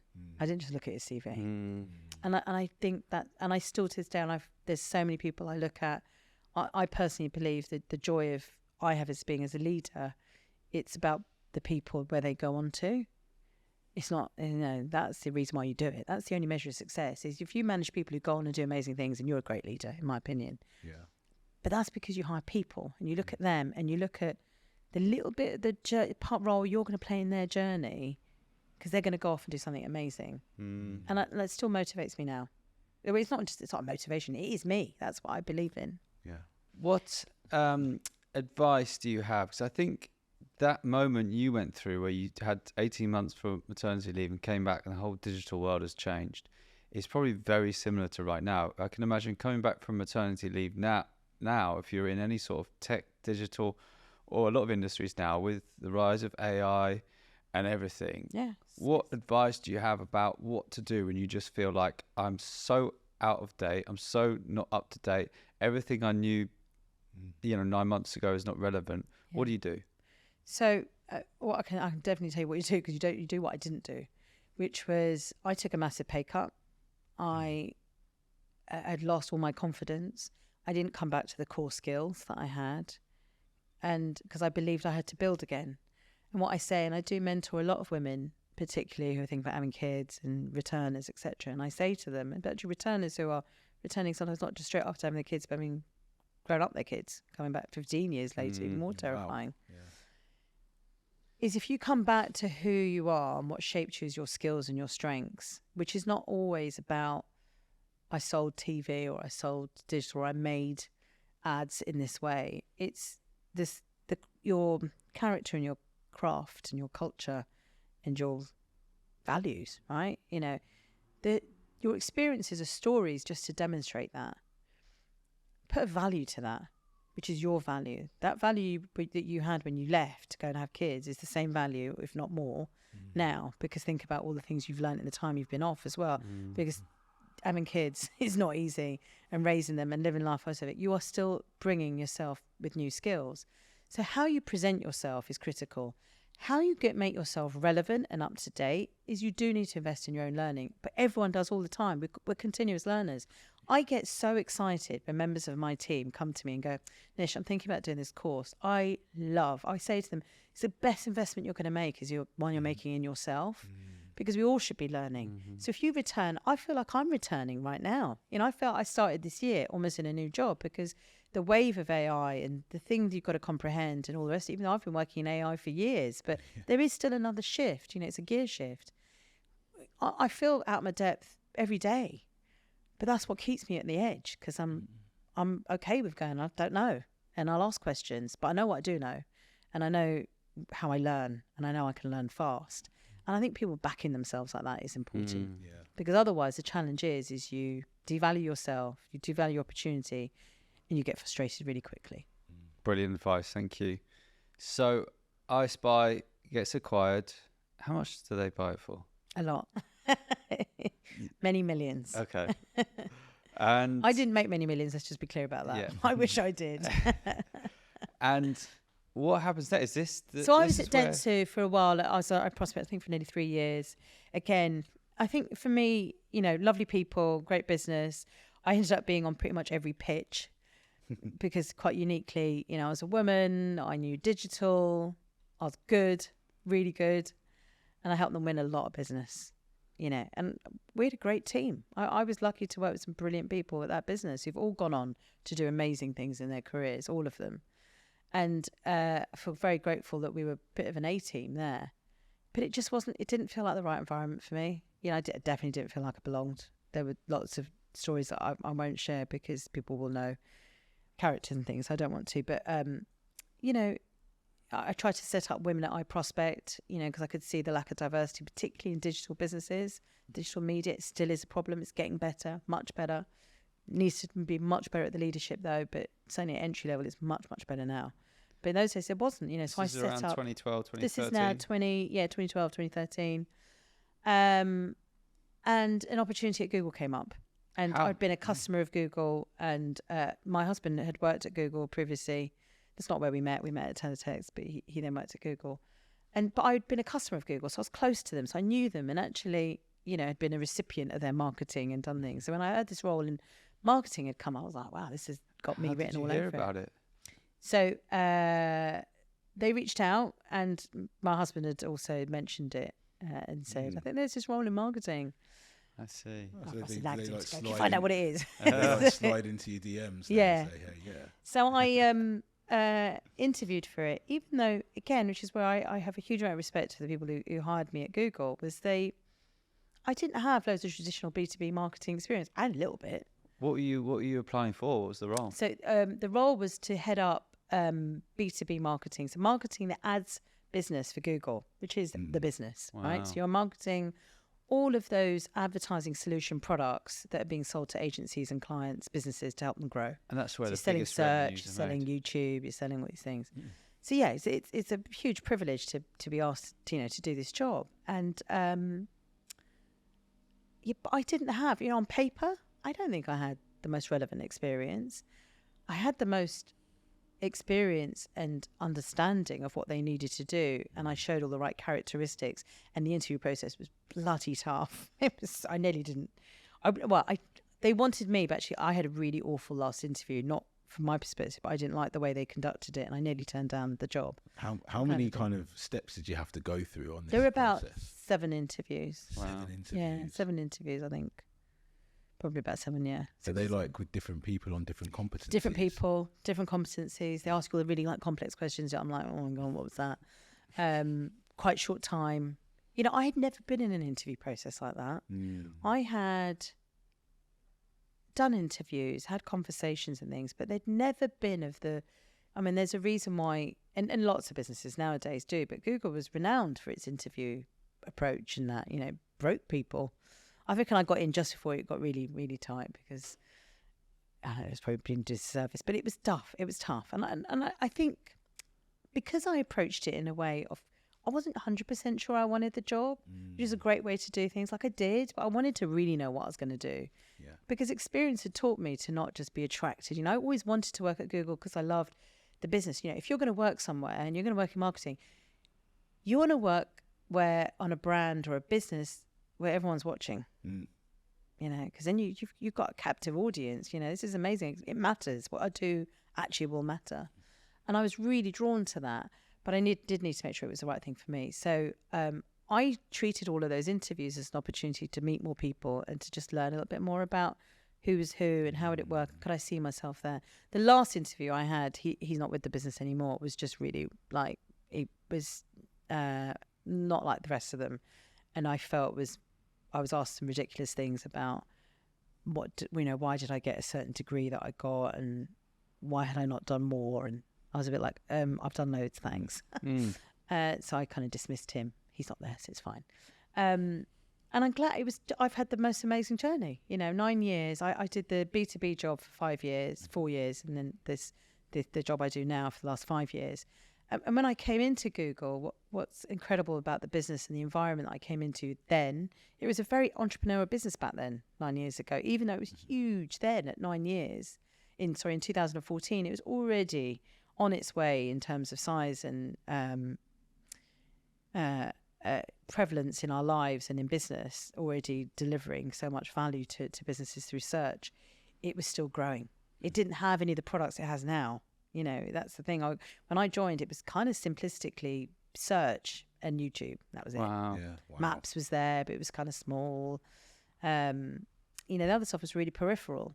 So if you just think about that in 9 years, it's gone from being really simple business where we were effectively marketing search, whether you're a consumer or on, search and Chrome, really kind of the core staples there, and YouTube. And Gmail, yeah. So they had the kind of core enterprise products, I would have said. Yeah. Drive was still coming into play. Docs was just coming in at that point as well. But I was helping the sales team. So I came into the UK leadership team alongside the sales team under a new leader, amazing woman called Eileen Norton, and loved it because I knew the sales guys, and also I'd been in their world. They'd been selling to me, so I'd been a salesperson before, so I was really comfortable in their world, which was probably quite alien for the marketing team because they were marketeers, and I was somebody who all of a sudden had come in, which is tough from a belonging point of view, if I'm going to be honest. It was really difficult because I was a bit of a fish out of water in both places. I was the marketeer in the sales world, and I was the salesperson in the marketeer world. And that was tough, but I made it work for me. Because actually, if you're a good salesperson, it means you can sell your plans. Because I came in and figured out that I wanted to change the way that they were doing the marketing because I'd been a customer. And I was a bit like, yeah, you can do this. And there's some really great stuff I want to build on, but I'd like to try some new things. And I was able to influence and persuade people to give me a shot at trying things slightly differently. And that's the journey I went on. And having people give you space and opportunity to do that. the business is a lot more bureaucratic now, and it's a different space, and it's matrix and layered and quite challenging. But at the heart of it, it still has that innovation spirit. And I think we must hold on to that to go forward. What are some of the campaigns that you're a part of that you're quite proud of? There's a few that we spoke about that launched over lockdown. Yeah, the campaigns I've done in the last few years I'm incredibly proud of. But if I just before that, one of the things I was tasked with not long after I joined was really trying to build the YouTube business as a credible advertising platform. It really wasn't in those days. It was early. It was people were just dogs and skateboards kind of thing. People didn't take it seriously.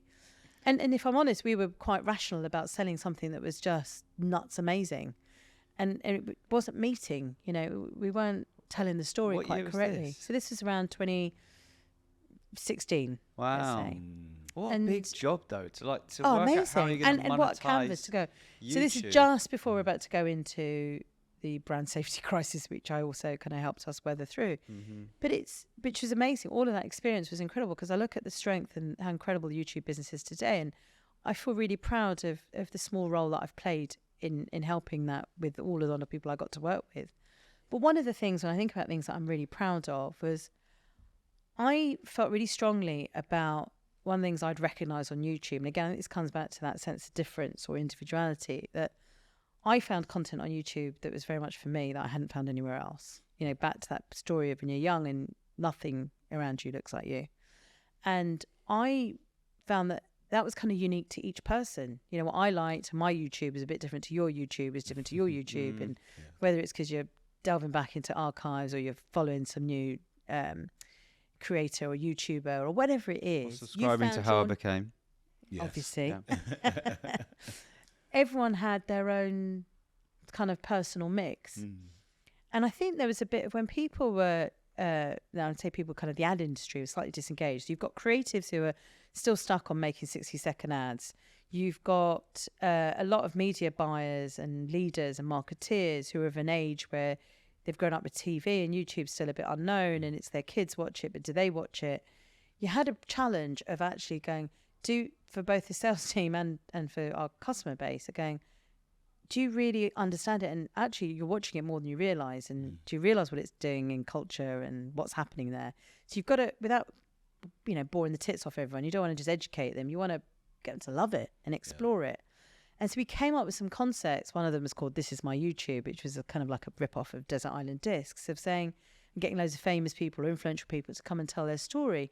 And as soon as you sat and, I always remember Stanley Tucci telling a story about his YouTube and how he went and looked at old films or food and things.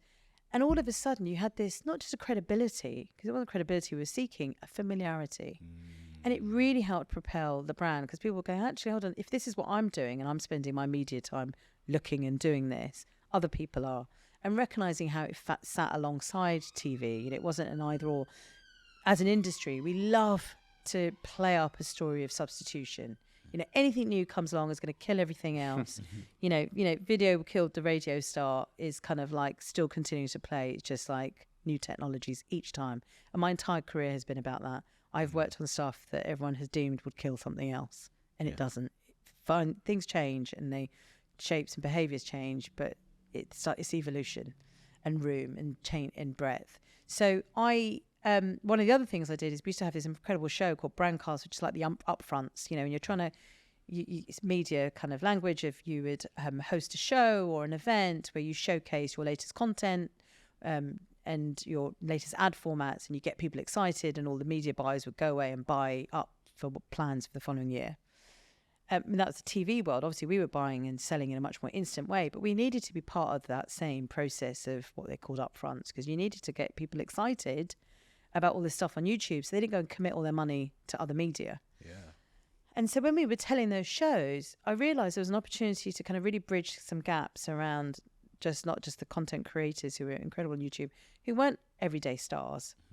They were huge, but they hadn't crossed into the mainstream. Amelia de Moldenberg, who has now crossed into the mainstream, in those days was already huge, but not known. So it was a pleasure of introducing some of those.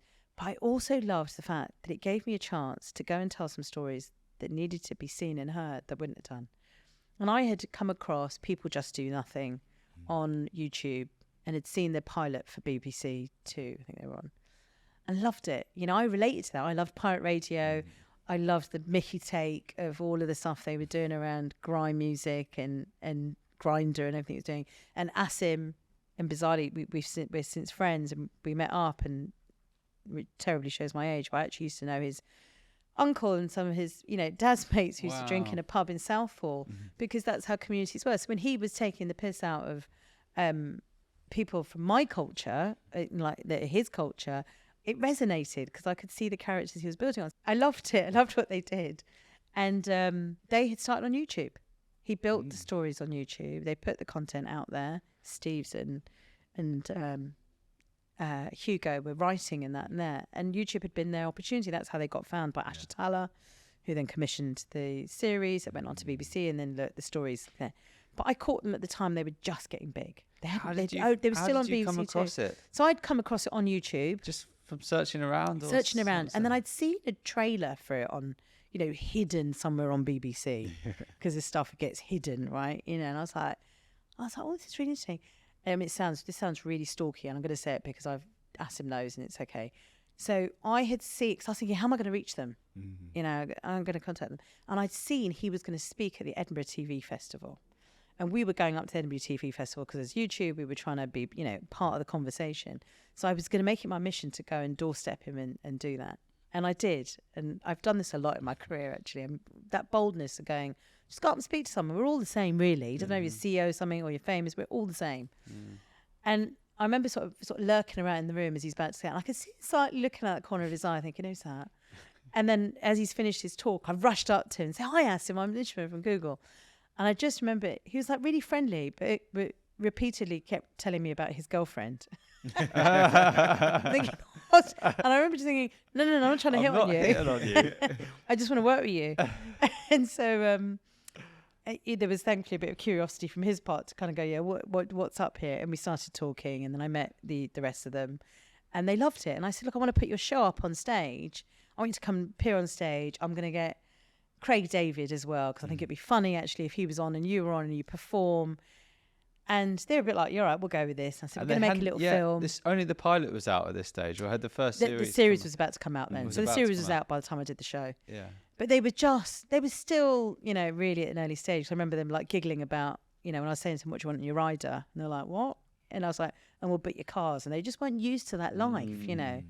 I always remember them asking me for a Jamaican party pack, which I kind of looked at them and went, no, which my team very creatively literally got a kid's party pack and put it in Jamaican colours. They thought it was very funny. Anyway, put them on stage, and the production was insane. Like, we basically recreated the flat that is in the show. Wow. And it was on a spinning stage, and the other side of the stage was this like massive jukebox, and then it spun around, and it was the People Just Do Nothing. It was Corrupt FM's little studio, and then they performed, and I made a little video with them. We made a film, a mini documentary kind of about their story from YouTube and writing and being at school, and I loved it. It's the rags to riches story, right? It's a bunch of kids who did not believe that what they had, their talent, their story, their humour, had any place in mainstream TV or mainstream media. They didn't give up. They just carried on. And YouTube was their outlet. It gave them away. It helped them be discovered. They have a great story about telling, I should tell her to off when he reached out to them on YouTube because they thought it was one of their mates having a joke. You know, because it was just unbelievable. And then, you know, I look at the phenomenal careers that they've all gone on to because they're talented. And I loved the fact that I was able to just showcase that at an event that, you know, most of that audience hadn't come across it. Wouldn't have thought about it. No, not even their lives had necessarily crossed over, but walked out of that place. I mean, enjoyed a bit of Craig David, laughed along with Corrupt FM, and walked out and were just a bit wiser about another culture, another interest. And I'd poked at curiosity. And that's what I loved doing, whether it was in the events and things I created and the speakers I find and do, or through the campaigns. It's putting and poking at people's curiosity. To just go, well, have a look over here. What about this? Just look at it in a different way. Because I think that's what I've loved, and I've definitely been most welcomed and most successful, is when people have not made an assumption or a judgment about me. They've just tried to get to know me and looked at me for me. And I look at the world like that, and I want everyone else to look at the world like that. So some of the work I did, you know, through lockdown, we really wanted to support small businesses, and we were all tired of walking around our local areas. I'd not spent as much time as I'd ever thought I'd spend in Pinner as I did at that time, and worrying for those businesses and shops and the restaurants, and thinking, will I ever get back to that lovely restaurant in Soho that I loved, you know? And we did a campaign where we were trying to support local businesses called Dear Local, because we did some research that showed that if you wrote a review, it really helped people to encourage them to go to your business. And at that time, people were so dependent on maps and where you were going. And we had integrated all this business information, which was free. You know, so no businesses were paying for this. You did it for free, and you could get people to write reviews. And business owners had said, you know, actually a great review makes a really big difference. And I was like, well, why don't we try and encourage people to write a love letter to their local business? You know, Dear Local was this idea of actually, you know, through lockdown, we'd all shown a bit of an appreciation for things we'd taken for granted. And we wanted to cast a character, a celebrity to bring this story to life, because it would have been loads of just like you are. And I was like, that's boring. Let's get someone. And when we were looking through it, it would have been easy to just pick someone who was uber famous at the time. But I was like, no, I want someone who often champions where they're from. And I knew Anthony Joshua was from Watford and had always talked about Watford and stuff they'd done. And he's also he although born in Watford, he kind of lives in Golders Green as well. And for those who somehow might not know, please explain. Anthony Joshua is a phenomenal boxer. I don't know what his latest title is, but, you know, world champion. Two-time world champion. Two-time world champion, yeah, and will continue to be just one of the best. But he's, you know, top of his game in terms of a boxer, but a lovely character. And you could just see, when I'd watched interviews of him, he would reference home, his mum, people. There was just a little bit of something about him. So when we were reaching out through our wonderful talent agency, and we had a conversation about Anthony Joshua, and I was like, yeah, I think he'd be great. And they reached out, and I said to them, I'm curious to see how people respond. You know, this isn't about just doing it for the dollar. And it was the celebrities that, you know, you could tell the ones who are going like, yeah, what day is the shoot? How much is it? Versus Anthony had come back with going, I'd love to do this, and I can give you the name of all the shops I'd like to feature. And I was like, right, he's the one we want to do this with. And we ended up filming it in Golders Green, where he spends a lot of time. And when we filmed it was in lockdown, so he had all the pressures of doing it. He walked down that road, and obviously businesses were grateful to being open. He knew everyone by name.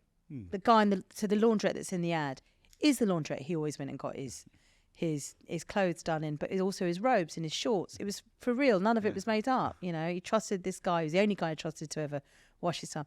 The jewellers in there, he talks about going in, and he'd always gone in. It was something for his mum, and he was just about to go off to the Olympics. And the jewellers remember phoning up Seiko and saying, this guy's going to be really big. You know, you give him a watch. And they're like, no, we're not bothering. Then, of course, when they found out he won, they were like all over him. And he was like, forget that. And I did say to him, you obviously upgraded on the watch. But he had a genuine connection with everyone there. And it brought that film to life. And we've had lots of people, lots of business owners that really thanked us for that campaign, because it made a difference. But in that time also was the horrific stuff around George Floyd and the outpouring of there's an awakening or a time to focus on racism. And it wasn't just happening over the US. There was an intention to go, no, it's happening here as well. You know, we like to be very British and pretend it's like not that bad. But, you know, whether it was our government or others, it was, you know, if you lived it, you knew what was happening. And I had seen, you know, there was lots of stuff. It was a really difficult time at work as well, because you had this sense of people wanting to do good, but also feeling slightly frustrated about, like, why did it take this for an awakening? It really upset me that why had, you know, in some respects, we'd all been ineffective to make change, and all of a sudden there was a wave of change because everyone felt they needed to do good, and that you ride it, you don't question it because you make good. But there were definitely moments where I wanted to say, well, why did it take till now? But anyway, putting that aside, there's a wonderful guy called Swiss who used to be part of the So Solid crew. And I saw him put on Twitter or some Instagram, something around, he wanted to help Black-owned businesses because lots of people were marching for equality at that time in London and everywhere else. And he said, but you only really get to equality. And great to see you do this. And yes, there's got to be political change, but you're only going to get to real equality if we can get economic equality. And he just wanted people to say, come and support your Black brothers and sisters who've got businesses. Come and support those businesses.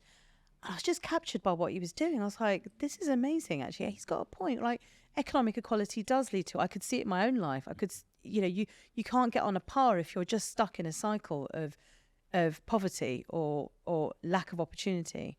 And he created this thing called Black Pound Day. So it was the first Saturday of each month was going to be Black Pound Day. And when he first started the mission, it was actually to support, he was talking to the black community to support the black business owners. And I remember phoning him up, and so through friends of a friend's, I managed to get his number because someone had dated somebody, and it was a way of getting his number. And I called him, and I just remember him going, "What? Why are you talking to me? Who are you? Why are you Google phoning me?" Because he was so suspicious to go, like, "Why do you want to help me? I don't get it." And I had to really convince him to go, "Look, I promise you, I don't want anything from you. I want to help you. I think I can help you." And we met and we talked about it. And I said to him, "I think your opportunity is to talk to others, because there are people who have a conscience who might want to spend wisely. So why limit your audience? And why don't you make this a thing? You know, Black Pound Day, every month, not just for now, and take it nationally." And we worked with him, and we supported him, we elevated it, and we promoted it. And one of the things I noticed with the business owners was a lot of those business owners didn't have the digital skills to really grow. And at a time when businesses were opening and closing because of lockdowns, you know, having a digital frontage of some kind was really important. And so we offered free training, which is a big part of my team do, is we offer free digital skills training. And we said to Swiss that why don't we offer this free digital skills training to all these businesses so they can help grow even more. And together we worked, we offered the training, we mentored a lot of the business owners, we helped create promotion. I remember we did an amazing job with Time Out magazine, and we took over Time Out magazine, and we had Ashley Walters on the front cover, which was a lovely connection between him and Swiss, obviously from So Solid Crew. And we gave all of the advertising space in Time Out to black businesses as a way of going, like, let us tell you about businesses you might not know. So if you want to make a decision, why don't you go shop there? Because putting money in someone's pocket matters. And we've been on that journey, and he's continued stratospheric on that journey. They've got a shop open in both Westfields, I think. Wow. And the best things were the stories, and it still sticks with me now, a story from one of the women that we helped who wrote to me afterwards and said, because of the support we helped her business and the attention that we were able to give and drive more customers to her, has meant that she's been able to send her son to university. And her point to that is you've broken a cycle, because we didn't have an opportunity of betterment, and this has given us that chance. And that for me was like, that's why you do this. Yeah. That's why you do it. What advice do you have for you're someone who really uses their position of influence and leadership to enact things and put meaningful, tangible things into the world, like the things you've been sharing now.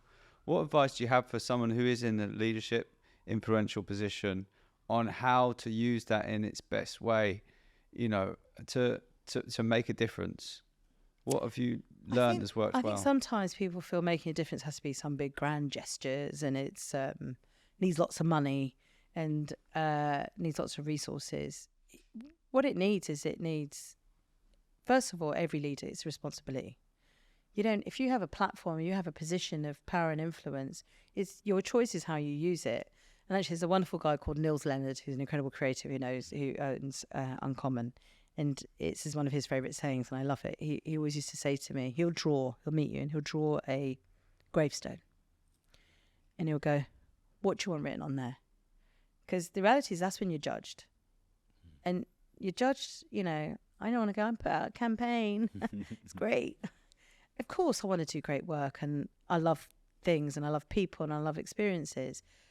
But what matters, and this was instilled to me from a young age as well, if you can do something to help someone else, it matters. It's that lovely saying, so he would often challenge you, what are you putting on that gravestone? Are you really doing what matters? Where's your soul really from? And he doesn't care if you're British Airways or you're Google. What you do can have an impact through the way that you do it.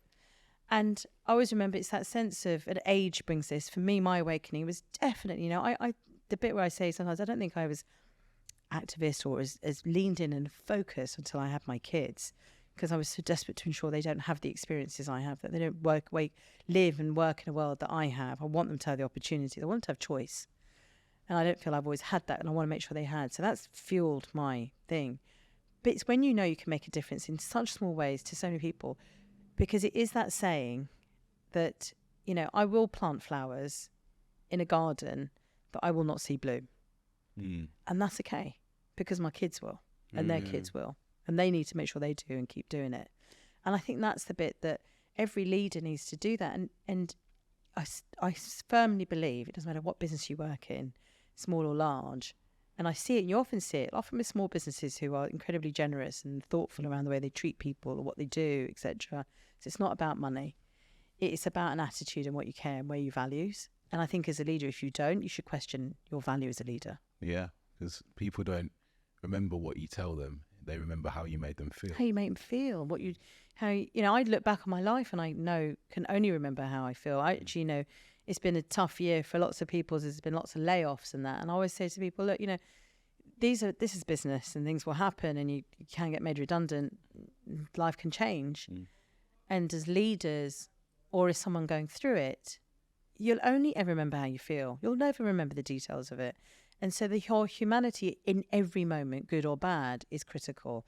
And that's the thing I think. You are judged. You are there and the world is watching everything you do. Behave that way. Yeah. I love the way that you do it. I think there's something people can learn from that as well, is you seem to see something you like or see something someone's doing amazing and just give them a call. And even though you're calling from Google and maybe it would usually be the other way around where someone's asking the big company if they can get involved, like you just going, I'm just going to give them a call and speak to them and say, look, I can help you. And that is maybe not what a lot of people would do, but they can do that. And with their influence, they can make a big difference in a lot of people's lives. It's really cool. And I think that's a bit, even when people say to me, well, how do I get a mentor? Or, I want to reach out to someone. I always say that if you're coming from a good place, if you know why, sometimes it is about solving a problem. I had an amazing encounter with Marcus Rashford, who then was voiced one of our ads, which I'm also really proud of, which was the work we did with Uncommon. And that came about because I'd seen, like everyone else, I'd been so moved by Marcus's incredible efforts to help feed kids. And I was embarrassed that I hadn't been aware of it. Like I knew there was kids on free lunch and that. I was a kid who was on a free lunch. But I wasn't one of those kids. I wasn't one of those kids who didn't get fed in the evenings or in the holidays. And I was embarrassed that I didn't know about this. And I just to applaud a man who had taken his own consciousness and upbringing and thought to do something and he didn't worry about how to do it. He just did it. He used a platform and he did it. He didn't concern himself with the backlash. And when there was that period of time, I think it was around the October half term, when the government wasn't agreeing to fund school holiday meals and businesses had stepped in, little cafes and restaurants and pubs who said, well, we'll feed them. We'll feed the kids. And they were all putting up stuff on Twitter. And you'd go on your Twitter feed and it'd just be endless businesses saying it, which was brilliant. But in my kind of techie, thoughtful way, was going, hold on a minute, am I ever going to find that?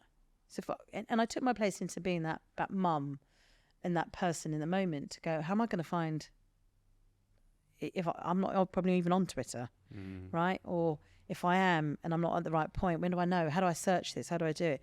And I could see there was this gap in his mission there was his heart and ambition right and a solution, but there was a big gap of like, how'd you get from here to here? And of course there were people trying to think about this. So I contacted his agent through friends of mine. I managed to get his agent's name and said, look, I'm calling from Google. I've got an idea. I'd love to speak to you. And immediately there's a bit of a, understandably, there were brands who were, trying to take advantage of what he was doing. And, they didn't want to know we were just another kind of ambulance chaser or, opportunistic business trying to do it. And I said to them, look, I haven't even talked to anyone at Google about this. I'll probably get told off. But, I said to them, I've got an idea. And if it works, I'll go and talk to everybody internally and make it happen. But I think there's something in our maps that we could layer all these things so that if somebody searched or you could point to someone, then they could find it. Because people are using maps to find where they're going. And we know they use search. And even if they haven't got a device, they probably know someone who has. Maybe we could help do that. And I learned so much from Kelly at that time, who was so close to Marcus, who was really kind of the power behind that work. And she, again, educated me on so much stuff, the social stigma that people were feeling who didn't want to be, who didn't want to ask for help, who didn't want to be, and the language from the government and the media at the time was just horrific to make people feel harsh on him as so bad. Don't have kids if you can't afford to feed them, or all the other stuff, dreadful stuff, right? And you remove all humanity at a point where how can anyone walk by and see a child go hungry? And actually, that's an upbringing thing as well. My mum would feed everyone if she could. And anyway, we started a conversation, and I phoned up went to my bosses and told them the story. I mean, I'd already written the check at this stage. kind of thing of like, yeah, we'll do it. And thought, right, I've got to make this happen. And of course, I work for wonderful people who go, yeah, great. Okay, let's figure it out. And I went and spoke to engineers in the maps team, and people gave up their time for free. Wow. Said, yeah, let's do this. We want to help it. And people gathered and made helped build these layers of maps and supported their website and stuff. And in that little moment of time, we were able to help do some good. And if it meant that year, that period of those months, that somebody went online and looked for some help and found a business that was providing some food and their kids got fed, then that was worth it, even if it was just one. And it opened up a relationship. I stayed close to Kelly because I was learning from Kelly. Kelly had an insight into a community, an interest, both, the footballing world, and she's an agent and an amazing PR woman. But she has this kind of grit and knowledge and ability to simplify things that are really helpful. So I would hear marketers wang on about brand purpose and this, that, and the other. And look, it came from a good place. But my frustration all the time is like you'd see research come across your desk all the time. And I worried that it didn't tell me an honesty of the lived experience. It gave me a set of aggregated data. It gave me observations, but it didn't give me the other side. It's like, okay, you can see this happening. You told me, but what's their view of it? How do they Because her point about that social stigma and asking for help and where to go for help and the embarrassment that some of the vouchers given by government had to be bloody QR codes, right? How do people print that off? Yeah. Right, you're in a position you can't afford a meal. How are you going to go and get a printer? She opened my eyes to an experience and a lived experience on humanity and struggle that I would never have been aware of. And we've stayed in touch and we talk regularly. And that led to the work I did just a year ago when working on thinking about, marketing search, which, as you already said, is a well-known business and brand and function we all use, but often seen as utility. But when we want people to think about their use of search and think about Google, is to recognise that technology can be an enabler. It's a phenomenal enabler to help us in our lives. And we can take it for granted like we do electricity and water, or we could be more conscious about it and think about the power it gives us individually and empowers our lives and opportunity. And one of the things we'd observed with this, and again, it was kind of personal observation when we sort of sat around as creatives, was we have this quite confessional relationship with search where when we're a bit embarrassed to ask our mates or embarrassed to say something and like you don't know, you go to Google and ask it. If I'm being shamed by my kids on something I don't know and I like to pretend I do, I will Google it and go and do it. We all do it all the time. And sometimes they are quite confessional in nature because actually the fact is we also live in a society now that is much more polarised and you feel like you've got to pick a side. And if you don't pick a side, it's like, how do you not know? Yeah. And so we'd been thinking about this observed kind of confessional thing. And we had all sorts of lovely stories we were playing with around, using Google Translate to bring communities together or Lens or whatever it was, all this technology that was bringing people together, including search. And then there was a whole uproar. It was the Euros and the football. And there was the uproar about players taking the knee. And we had, again, this divided argument in the media and in government around should players take the knee, shouldn't they take the knee? And it felt like everyone had picked a side. You've got to pick which side you're on. And what we saw in the search queries was this spike of people searching for why are people taking the knee? What does it mean to take the knee? And that demonstrates that people hadn't made their mind up. They didn't understand. So before people engaged in these quite divisive conversations, it was like, educate yourself. Make sure you understand why this is happening and what does it mean and what does it stand for before you determine whether it's good or bad.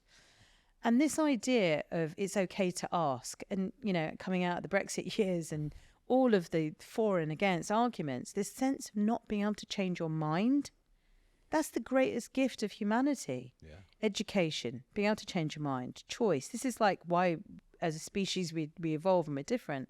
And so this idea that you can't ask questions or educate yourself to find something different seems alien.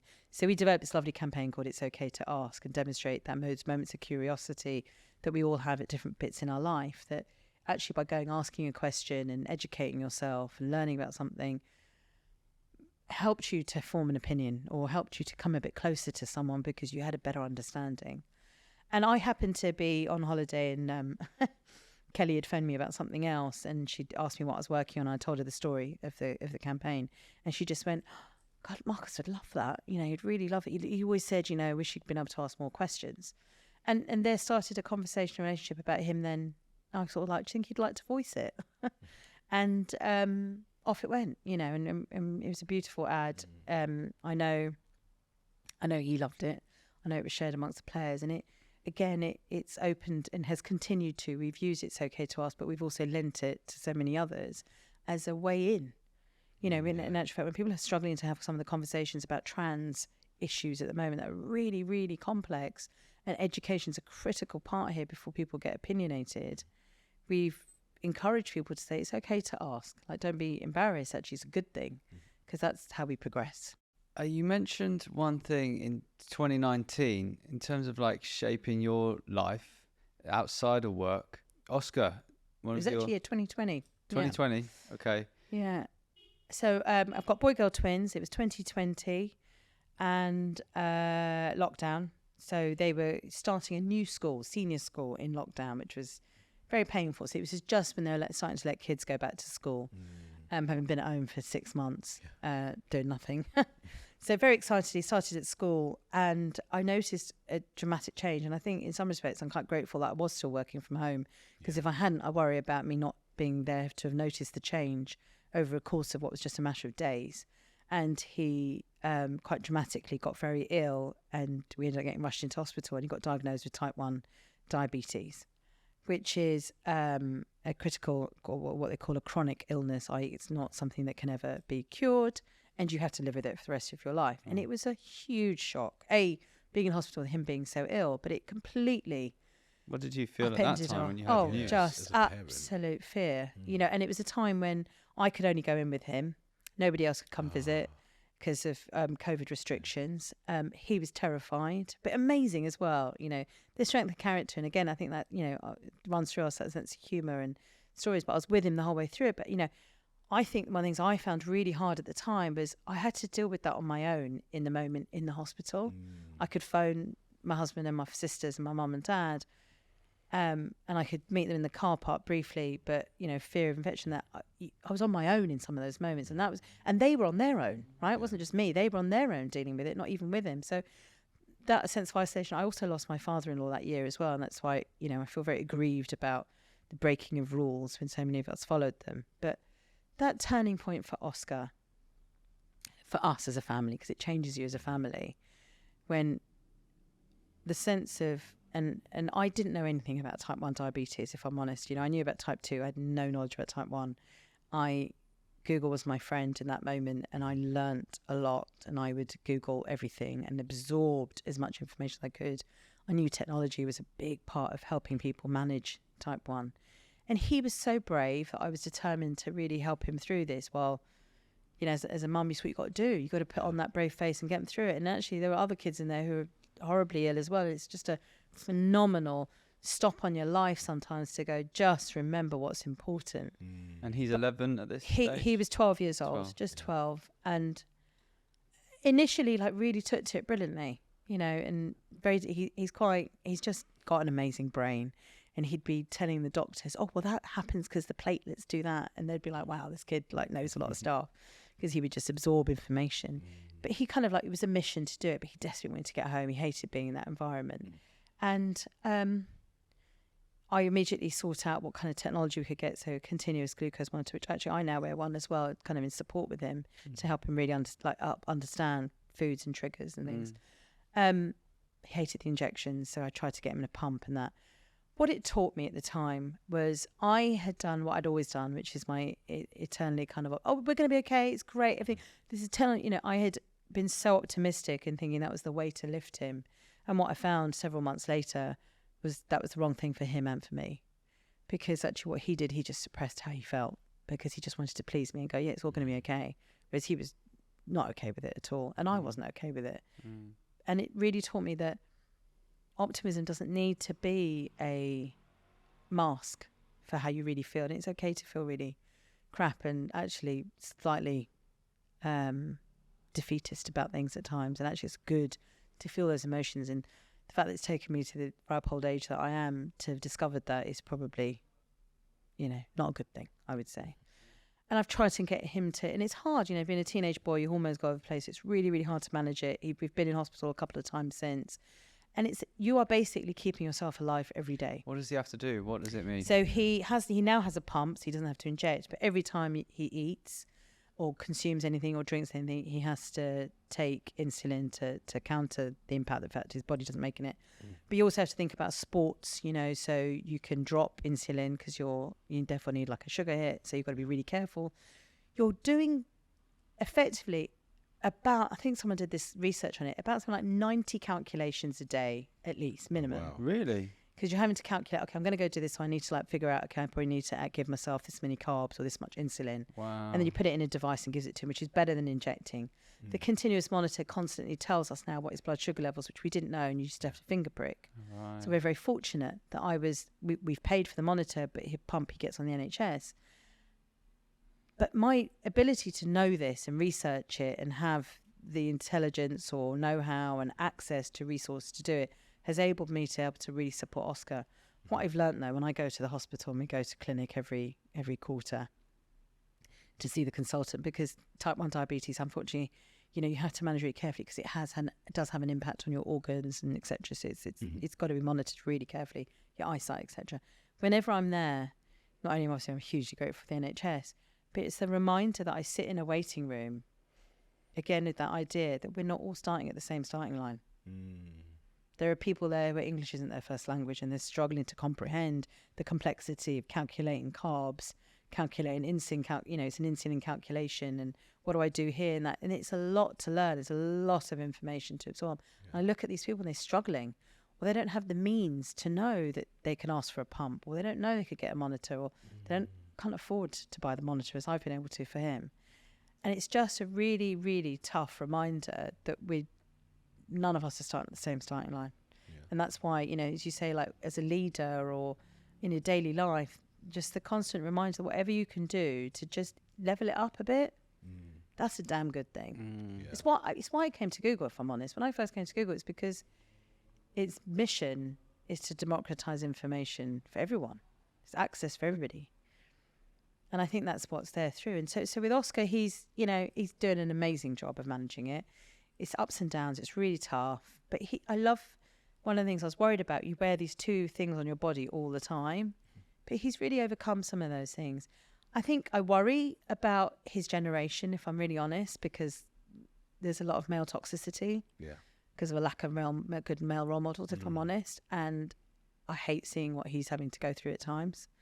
And the ignorance that exists, and Andrew Tate and all of that stuff worries me.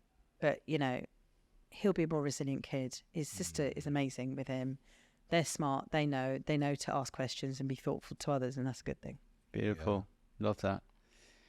I want to talk about something we've never spoken about on the show, which you mentioned to us before. Could you walk us through, if you don't mind, your experience with menopause and how that's impacted your life? Yeah.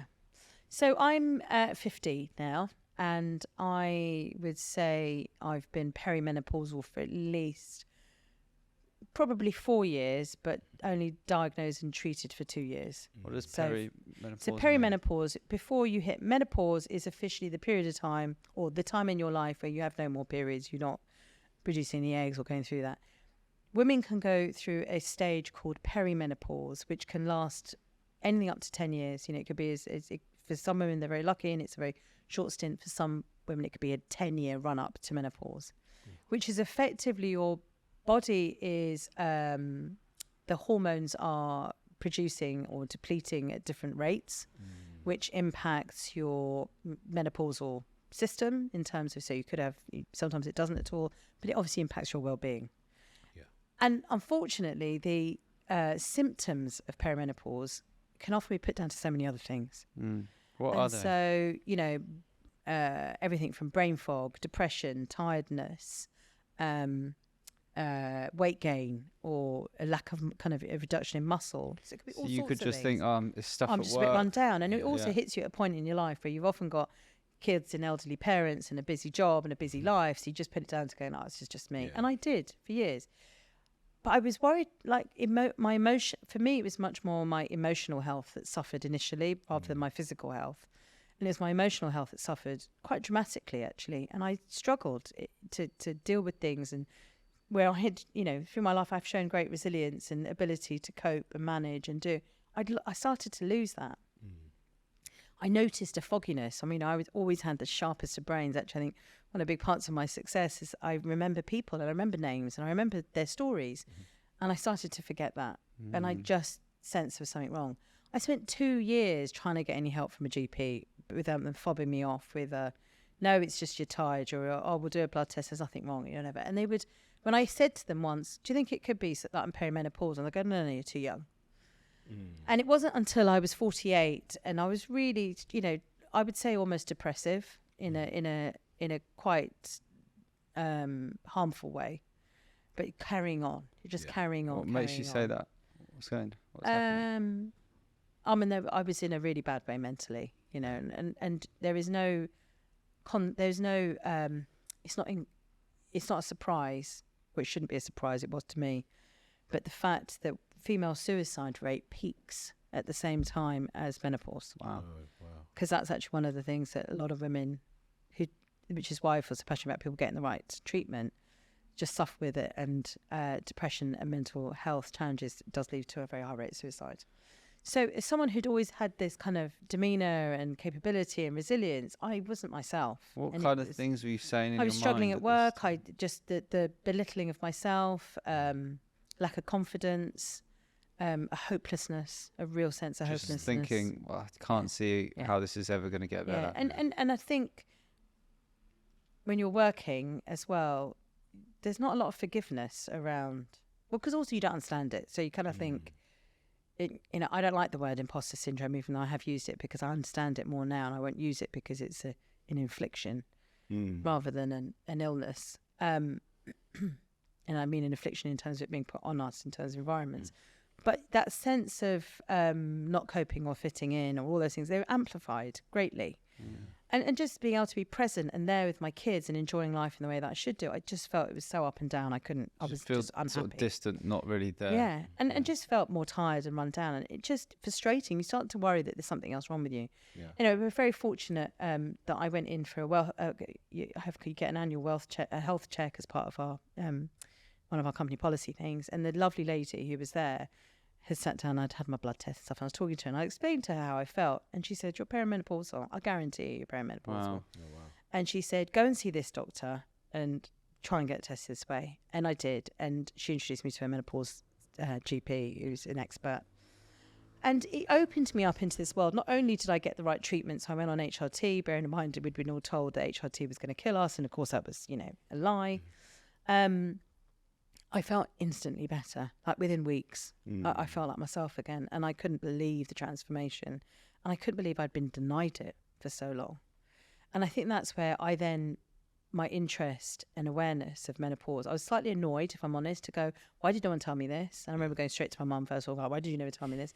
And she was of a generation where you just didn't talk about it. You just got on with it. It was like, stiff upper lip and you just deal with it. Next day you're through it, But I didn't have, obviously now understands how unhelpful that was because it was a surprise to so many women in my generation. They're like, why did you not talk about this? But it was taboo. It wasn't accepted. It was belittled. A medical profession that 50% of the patients they treat will go through it are not educated or trained on it. It is still not. I'm horrified at the fact that the most recent bill was still not passed to force medical training around menopause. Wow. So you don't feel that there's a place to do it. Yeah. And it's been the brave and amazing women like the Davina McCalls or Lorraine Candys or Dr. Harper IC or Louise Newton, these amazing women who stepped forward and have said, no, we're going to talk about this. We're going to talk about all of the impacts in that way. And it's great. I think my one thought though, however, and this is partly, I suppose, is stepping into my new role at WACL as well and thinking a lot around gender equality and what needs to be done to do this, and menopause is one part of that. Is someone said this to me recently, and I couldn't agree more, is we have to be careful we don't just create another new thing for someone to not employ us or progress us. Because it's a consideration. It doesn't mean that people can't do the job. And the danger with some of the conversation around menopause is being unhelpfully twisted is around, then you get men going, oh, she's just been really dizzy. Or you get, some people go, oh, it's because I've got menopause. And they're being dismissed or they're being overlooked or going, I actually don't want to give her that job because she's a bit foggy brain. Which is rather than recognising the support, both from a medication and a again, humanity and awareness. Don't write people off. You know, it's like how people used to write off pregnant women years ago. You know, it's as recent as the 1980s that women could get a mortgage in their own name. Actually, up into the 1970s, if a mother died, children weren't automatically allowed to be brought up by their father. They were often put into care. Really? Yeah. And that's not that long ago. No. So that sense of equality and the pursuit of it, which is I'm very passionate why I'm doing the stuff I'm doing at WACL, is that menopause is something that is a policy for not just for women, it's for men as well. Yeah. And so companies need policies in place because it's a medical thing, but there also needs to be an education for men as for women, because otherwise, if this is something for women only, it'll be something that inhibits our progression. Oh, so what do you mean in terms of it's for men and women? What does that So look for like? men and women, for men to understand, have a better comprehension of what going through the menopause is, perimenopause, or how do we even want to be treated, handled, managed through that. The danger is otherwise you're just going to carry on tropes of going, oh, she's having a hot flush or she's having a dizzy day, and you form a different type of prejudice or bias versus actually. How should men deal with this and talk to a woman who's going through this? What is the right way to do it? So curiosity, ask the questions about how do you feel? How do you want to be managed? What would help you during the day? How can I help you? Yeah. Is this thing, it's been a great ally. And actually someone said to me, I was helping a friend who was doing a talk about allyship, and he came to me and said, how do I be a great ally? And I said, well, first of all, you don't name yourself an ally. That gets awarded to you. You don't self-appoint. It's not like a badge. Hi, I'm an ally. I've decided today. Yeah, I have am an decided ally. to be an ally now. And it drives me mad when people say that. And I said, also the other thing that drives me mad is when I hear men who go, wow, it's when I had daughters that I realised, I'm like, does that basically mean that you're a twat before you have any daughters? So allyship is something that's given. But great demonstration of allyship, which whoever and whatever, is asking the questions and saying, how can I help? What can I do?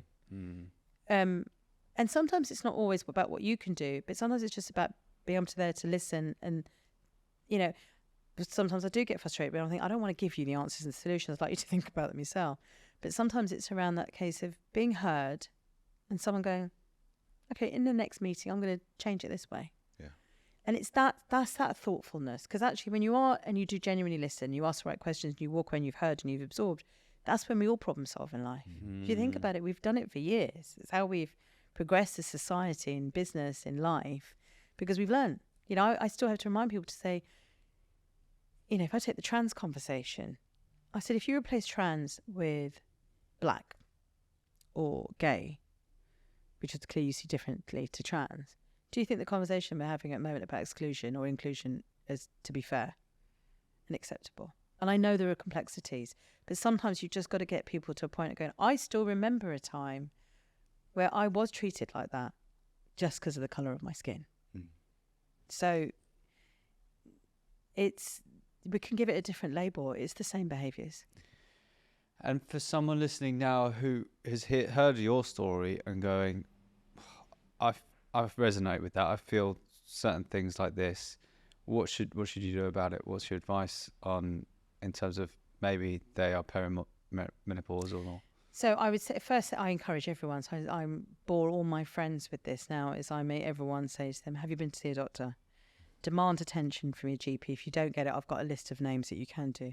But the most important thing is actually get some help. Get yourself educated. You know, don't listen to the media tells you about treatments and symptoms and how to overcome them. Do your own work first, or go and seek the experts, of which there are so many now, thankfully, who are good, credible experts. So that's the first point, is do that. The second is talk about it. I talk to my family about it. My kids laugh, you know, not in a kind of disparaging way, but I love the fact that my daughter will understand that there are different stages of being a woman. And she's growing up and she will go through all these stages, and I'm not making any of it a secret to her. And I'm also not making her feel like it's a hindrance or a, you know, a slight on life. It's just something different that you'll have to overcome, and you'll deal with it. And there'll be ways of dealing with it, and it'll be great. Just as, you know, we don't all freak out now if a girl has a period, you know, and it's that sense of normalization that I think is really helpful, because what that does, go back to the story of Marcus or anyone else, and I think even personally, my own childhood and upbringing is all I've ever sought throughout is normalization. Is when you do that, it becomes easier to ask for help, because you don't want to ask for help when you feel like you're the odd one out. Whereas when you start to normalize conversations about perimenopause, you don't feel embarrassed that you feel that way, or you're worried about how you're feeling, and you ask for help in the workplace, at home, medically. And it's that power and choice that's really important. Great advice. Yeah, Thank you that's so brilliant. much. I'm glad, it's a topic that we've been able to, openly And don't write talk us about. off. Midlife women are amazing, as someone who's 50. And, we talked about J-Lo and her 50th dress and her Versace dress. The one of the things we're doing at WACL is an amazing... Just before sorry. that, Yeah. let us know what is WACL, and yeah. as of Yeah. July, you are being appointed president of WACL. yeah. El Presidente. El So Presidente. WACL stands for Women in Advertising and Communications Leadership. So it's a members club, and it's made up of around 240 members. And these women are some of the most senior women in our industry across media. So you'll have the Dame Carolyn McCall from ITV, or you'll have, leaders of all the agencies or marketeers. So they're the most senior women in across our advertising communications industry. And what binds us is the fact that we are women in that industry and leaders. And the club, amazingly, was set up 100 years ago. Wow.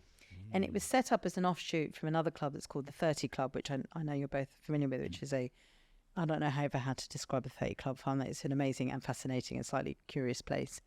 But it's a gathering of very senior people in the industry. But it was a male club when that was first set up, and which was only set up a couple of years before WACL. And they had a delegation of people coming over from the US. I think it might have even been from Unilever, but it was from a business, and there were women in this delegation, and they're like, what do we do with these women? Because they can't come to the 30 Club because this is a male club. And so they nominated some women that they knew in the industry and said, do you mind setting some up and taking a dining club and take these women who are coming over from the United States over? And there started WACL. And this started, I just love the stories that I've been able to have the pleasure of looking over as we celebrate our centenary, of the amazing women who started this tradition and continued it. There was a small gap over the period of the war, which is, again, you kind of look at and go, this is nuts, that this club was going. And it was obviously a small number of women, because there weren't that many women in the industry. But these women were trailblazers. They're the women whose shoulders we are standing on top of, who we have everything to be grateful for. So they created this club to be a community, a space. It was a dining club because they didn't have any opportunity to meet with each other. And it was such when you're on your own, you want to be able to kind of share experience with someone who understands. And the club grew and it evolved. And for many of its, history, it was about, at that time, women had just got the vote. Not long before that, though, women's place in business didn't exist. A lot of campaigns, women weren't credited for the work. But they were, in their own way, not just a dining club, but pushing this agenda of gender equality. The quiet activism that continued, that is much more noisy and louder and what I've heard now. But they, every day, in the jobs that they were doing and the opportunities they were giving to others and creating this community, were furthering our industry. And we have everything to be grateful to the women that came before us. So the club has evolved. It is phenomenal. I used to go to the dinners probably about 10 years ago as a guest of somebody, and was just wowed. I remember being, much younger and earlier in my career, just thinking, this amazing, how do I get into this room? And they used to have these dinners at the Savoy. And I admit there was also a degree of elitism around it. It was very blonde, very white, very rich, very well-to-do in that room. But again, life has taught me you don't judge immediately from that. And I found women in there who, irrespective of what their difference to me was, they made room and were interested. We were bound by an interest in supporting women. That was an incredible thing. That actually, a lot of stuff was left at the door, but it did feel a bit exclusive and elitist. I didn't feel like it was a room for me.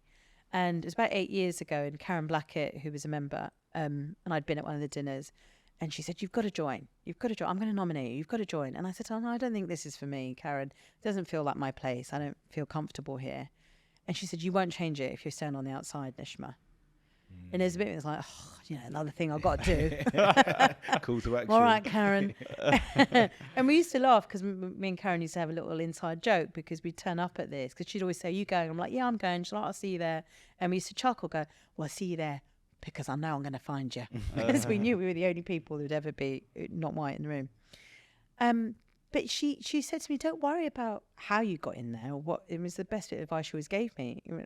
Sometimes you do ask yourself, have I been given opportunities or promotions or things because of my colour and my sex? And it's a horrible thing to question. And she said, no, never question why. It's what you do when you're in there. Don't ask why, how you got there. So she encouraged me. She said, get in there. You can't change it. Don't be one of those ones that stands on the outside. It's like, okay, fine. And I did. And I was probably early years, just like curious, still like being a bit, nah, this isn't for me. Like what they do, but it's not really. And then I started to get a bit more involved. And I can genuinely say, even now to pinch myself, I can't believe I'm going to be the president. In its centenary year, it's such a pivotal moment for the club. I would take the club into its 101st year, into its future. I can't believe it. And that's testament to the women in the club. It's testament to the supporters that I've had and the mentors. But it's still relevant and needed now. I get asked that question a lot, going, do we still need this? And I said, if you could be in the room when I'm in that room where the sisterhood is genuine and true, when often I don't have a lot in common with a lot of the other women, other than a shared interest in the work that we do and the fact that we're women. But what peels away, no one cares what job you do, what seniority you have, you're just there together. The stories, the help, the sisterhood, the solidarity, the shared commitment to make change is amazing. And that drive to go, I want to make this different. And different in a way of an opportunity to evolve. So I feel gifted to have been not only been told to get inside and change it, and the club is more diverse, the club is more inclusive.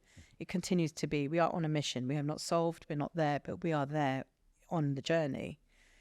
And you have to stick with the journey. As I can say, having worked for 30 years, nothing happens overnight. You've got to stick with it.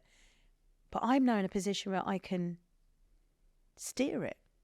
I can set a manifesto and a determined future for the next 100 years.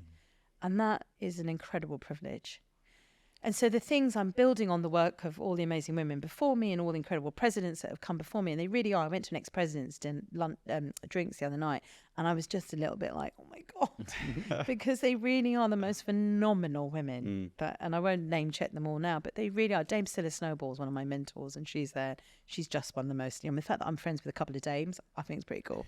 My and I'm friends would always sure be like, they look at you and go, you're a phenomenal woman too. I don't know. I hope so. I hope I do justice to the work they've done. What do you hope to achieve? We have one of the big campaigning parts of the club is around getting to 50% CEOs.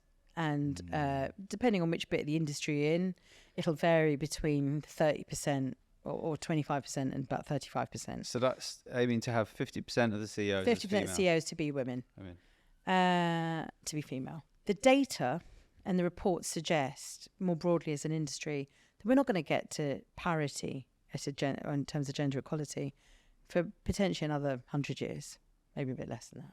Wow. Now, we might get to 50% CEOs before 100 years, I certainly hope so, but that's not okay. We need acceleration now, more than ever, to get to that, because there's more evidence and proof that female-led businesses or businesses that have gender balance at the top are more successful, are more sustainable, will shape society, business, careers, future lives, communities. So it has a knock-on effect to have more women leadership. We know it. There's so much evidence for it now. It's not just a to-do, it's that you have to do. So we want to support businesses to do that. Everything from, changing the language of leadership, which is very genderized, to thinking about, the call out of, act like the world's watching. Be careful about what you do and be thoughtful about that, as well as kind of all the things the small actions in that. Two specific things that I'm going to lead on in my year, well, it's actually kind of three, I suppose, really. They all sort of sit under one banner. One's around, so first of all, a sense of allyship. I don't believe we'll get to 50% without the inclusion and support of men. And we've been a club that probably hasn't included enough. You know, men are allowed to attend our dinners and events, but I think there's more around make you part of, you know, I have been lucky enough throughout my career and life to have had wonderful male supporters. I am a big believer of any exclusion, even with good intent, will lead to bad consequence. So if you create any kind of exclusion, you create a vacuum, and vacuums get filled, and that's when bad stuff happens. So my belief is you always need to be alongside each other. I think it's also, my mum said, funny enough, I was banging on about this at home, and my mum very wisely sort of piped up this idea of it's our culture. You know, we believe in Hindu culture, you know, there are gods and goddesses. It's all about balance. You know, you should have one and the other. And I think I have a firm belief of it. So I want to bring allyship more overtly into the club in the sense of recognising that we need support and help and contribution from men. And I'd like to shape, by recognising allyship is something that's given as a title than self-appointed. I think we need to shape, we need to elevate great male role models. Because if you don't, you start to see the ills that are happening. And I still hear from so many men, what do I need to do? Because they don't look upwards and see enough of it. They don't know who to point at and go, he's good. And even when we all think someone's good, something bad comes out about them. And you're like, what? So, you know, we need to do more work to elevate and really shape. That sounds a little bit kind of Machiavellian, but no, you know, kind of create great male role models. Yeah. That's just a kind of a broad mission across the club. And I'll do that through engagement and participation and support there. The other two things, one is we've just launched a campaign called Represent Me. And this is something I feel very passionate about my work. So I've talked a lot about not being seen, not seeing myself in media, how I think that's shaped so many of my choices, my thoughts, my confidence, my bravery or not. And I've seen it in my kids, I've seen it in others. So I feel very, very strongly about representation and how powerful that can be. But one of the challenges we have is I don't think I'm capable or should be given the opportunity to determine how young women should be portrayed and represented, because it'll be through my lens and my experiences. And I bring it to life with the fact that when I talk to my daughter about, you know, don't worry, you know, I'm going to put in this ad or a story or content or a campaign, whatever, a woman and she's working and things, and she sneers, I don't want to only be working, you know, because for her, that's not, you know, for her idea of her womanhood and her freedom is she's going to work and she's going to do this. She's got different parameters of how she wants to be seen. They shun so many labels as well. And so I think this idea of handing over the pen to someone else is really important, because as leaders, we've got to get comfortable with just actually accepting that someone else might know better. And so our evolution of the Represent Me campaign is around handing over the pen to others. So not just young women, because I think young women need to shape how they want to be seen in media, in society and advertising. And we'd like to play a big part of that as WACL in the work that we can influence that's done by the group. But also how that might then flow into other industries as well. But I'd also like to hand the pen to people like me and reshape and reform how midlife women want to be seen, because I don't believe in any of the ways of the stereotypes and the portrayals that exist today. But that authenticity, because part of the danger as an industry or as businesses, we can often move very quickly into tick boxes or generalizations or pockets. The richness comes from each person's individuality. That's why I love YouTube. YouTube is a platform for individuality, and I'll find my thing, you'll find yours, and that's great. And not all media is like that, and not all stories are like that yet. If we can get to that, an authentic portrayal rather than tick boxing, and portrayal that's governed by others, not by somebody who gets paid lots of money, I genuinely think you start to make quite significant progress, because that power of being seen and recognised is so liberating. And I think, you know, I can focus on young women and I can focus on midlife women, and I think that will go a long way to making some change in my year.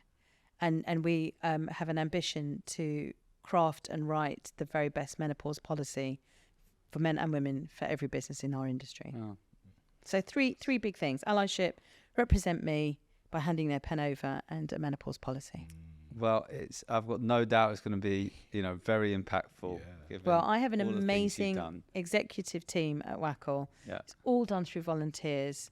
I am privileged to be leading that group. Yeah, I'm excited. We're going to ruffle some feathers. I'm It sure. does sound very exciting. I can't wait to see more about it. Oh, thank you. Yeah, no doubt you're going to do amazing things with WACL. Yeah. And finally, a final point that you've got a lot of great opinions on is the impact of typecasting. Tell us Yeah. about. Yeah. Well, I what think you it kind feel of about ties to the whole sense of that kind of represent me or being seen as an individual. It goes back to my story around being seen for who you are and your character and your talent and your skills. Is I find even now, 30 years on at ripe old age that I am, and having 30 years of working, which I was 30, 50 years of age, is as we all evolve our careers and what we do, is it's very easy to get typecast. You get popped into a box. People want to put people in boxes and go, right, you're a marketeer, or you're a commercial person, or you're a creator. Whereas actually the richness of all of us is the sum of our experiences as a whole. And I think as I evolve my career going forward, things I'm interested in and will continue to be a constant in terms of furthering equality, having a passion for advertising or storytelling and bringing that kind of fairness, equality. I hope anyone listening to this and the stage of their career just remembers to never let themselves be typecast.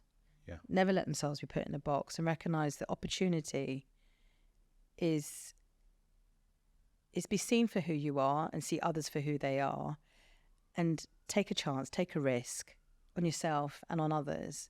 Because I do feel that's been the kind of constant in my life, and I'm still like that now. I still will throw myself into something utterly new and maybe slightly nuts, crazy even now. And I hope I still will be even when I'm 80. What a great message to end on. And what this show is about telling people's true, authentic life stories that make every single individual unique, which is really cool. So thank you so much for Thank you for coming being and- so utterly brilliant. Great hosts, great interviewers, wonderful. Thank you. We end with a poem that Ashley has been writing as we go along, which is pretty amazing. Yeah. And I'll just do a quick summary as well of what I've learned. And I think the value of you and your story is, I think for anybody who's watching and listening this who feels like, yeah, maybe they're not quite ready for where they're at, or they don't feel like they found their place yet, or that they're, a small cog in a big wheel, like you did when you first started working, and it's like, oh wow, okay, let's get going. Or first joined WACL, went to a dinner, and oh wow, look at all these people. You're someone who's felt like that, and then you rose to managing director of Teletext, or you felt like that at the WACL dinners, and now you're the president of WACL, WACL. And so just that, and you did that by being authentic, being who you are, not being afraid, asking questions, and just recognizing what your superpowers and talents are. And you mentioned it earlier, just spending time to focus on what actually, beyond the job title, beyond CV, what am I amazing at? And really honing in on that and getting success. And you're a great story of how someone has done that, and then goes on to positively impact so many other people's lives by using the position you're in. It's a real inspiration. Yes. Thank Highly inspirational. Okay. Poem time. Here we go. The story shows that you can gain a raise by facing challenges when most wouldn't have dared. Could it be the early advice you got to never show that you were scared? Seeing the joy in challenges and finding problems to address, while always keeping the internal fire burning through curiosity that leads to success. So if you are stuck, don't forget you can daydream and see brighter days through visualization. Challenging yourself to learn, you could be on the edge of your own personal innovation. From the role of admin to president, what else could be next in her reign? There's one thing I think we can all take from this, is to always sow the seeds that can lead to future change. Oh my God, that's lovely. Thank you so much. Oh, You're very welcome. emotional about that. Thank you. And that's the story of how you became How I became- senior director in marketing at Google. And very much looking forward to seeing what the future holds. Yes. Thank you.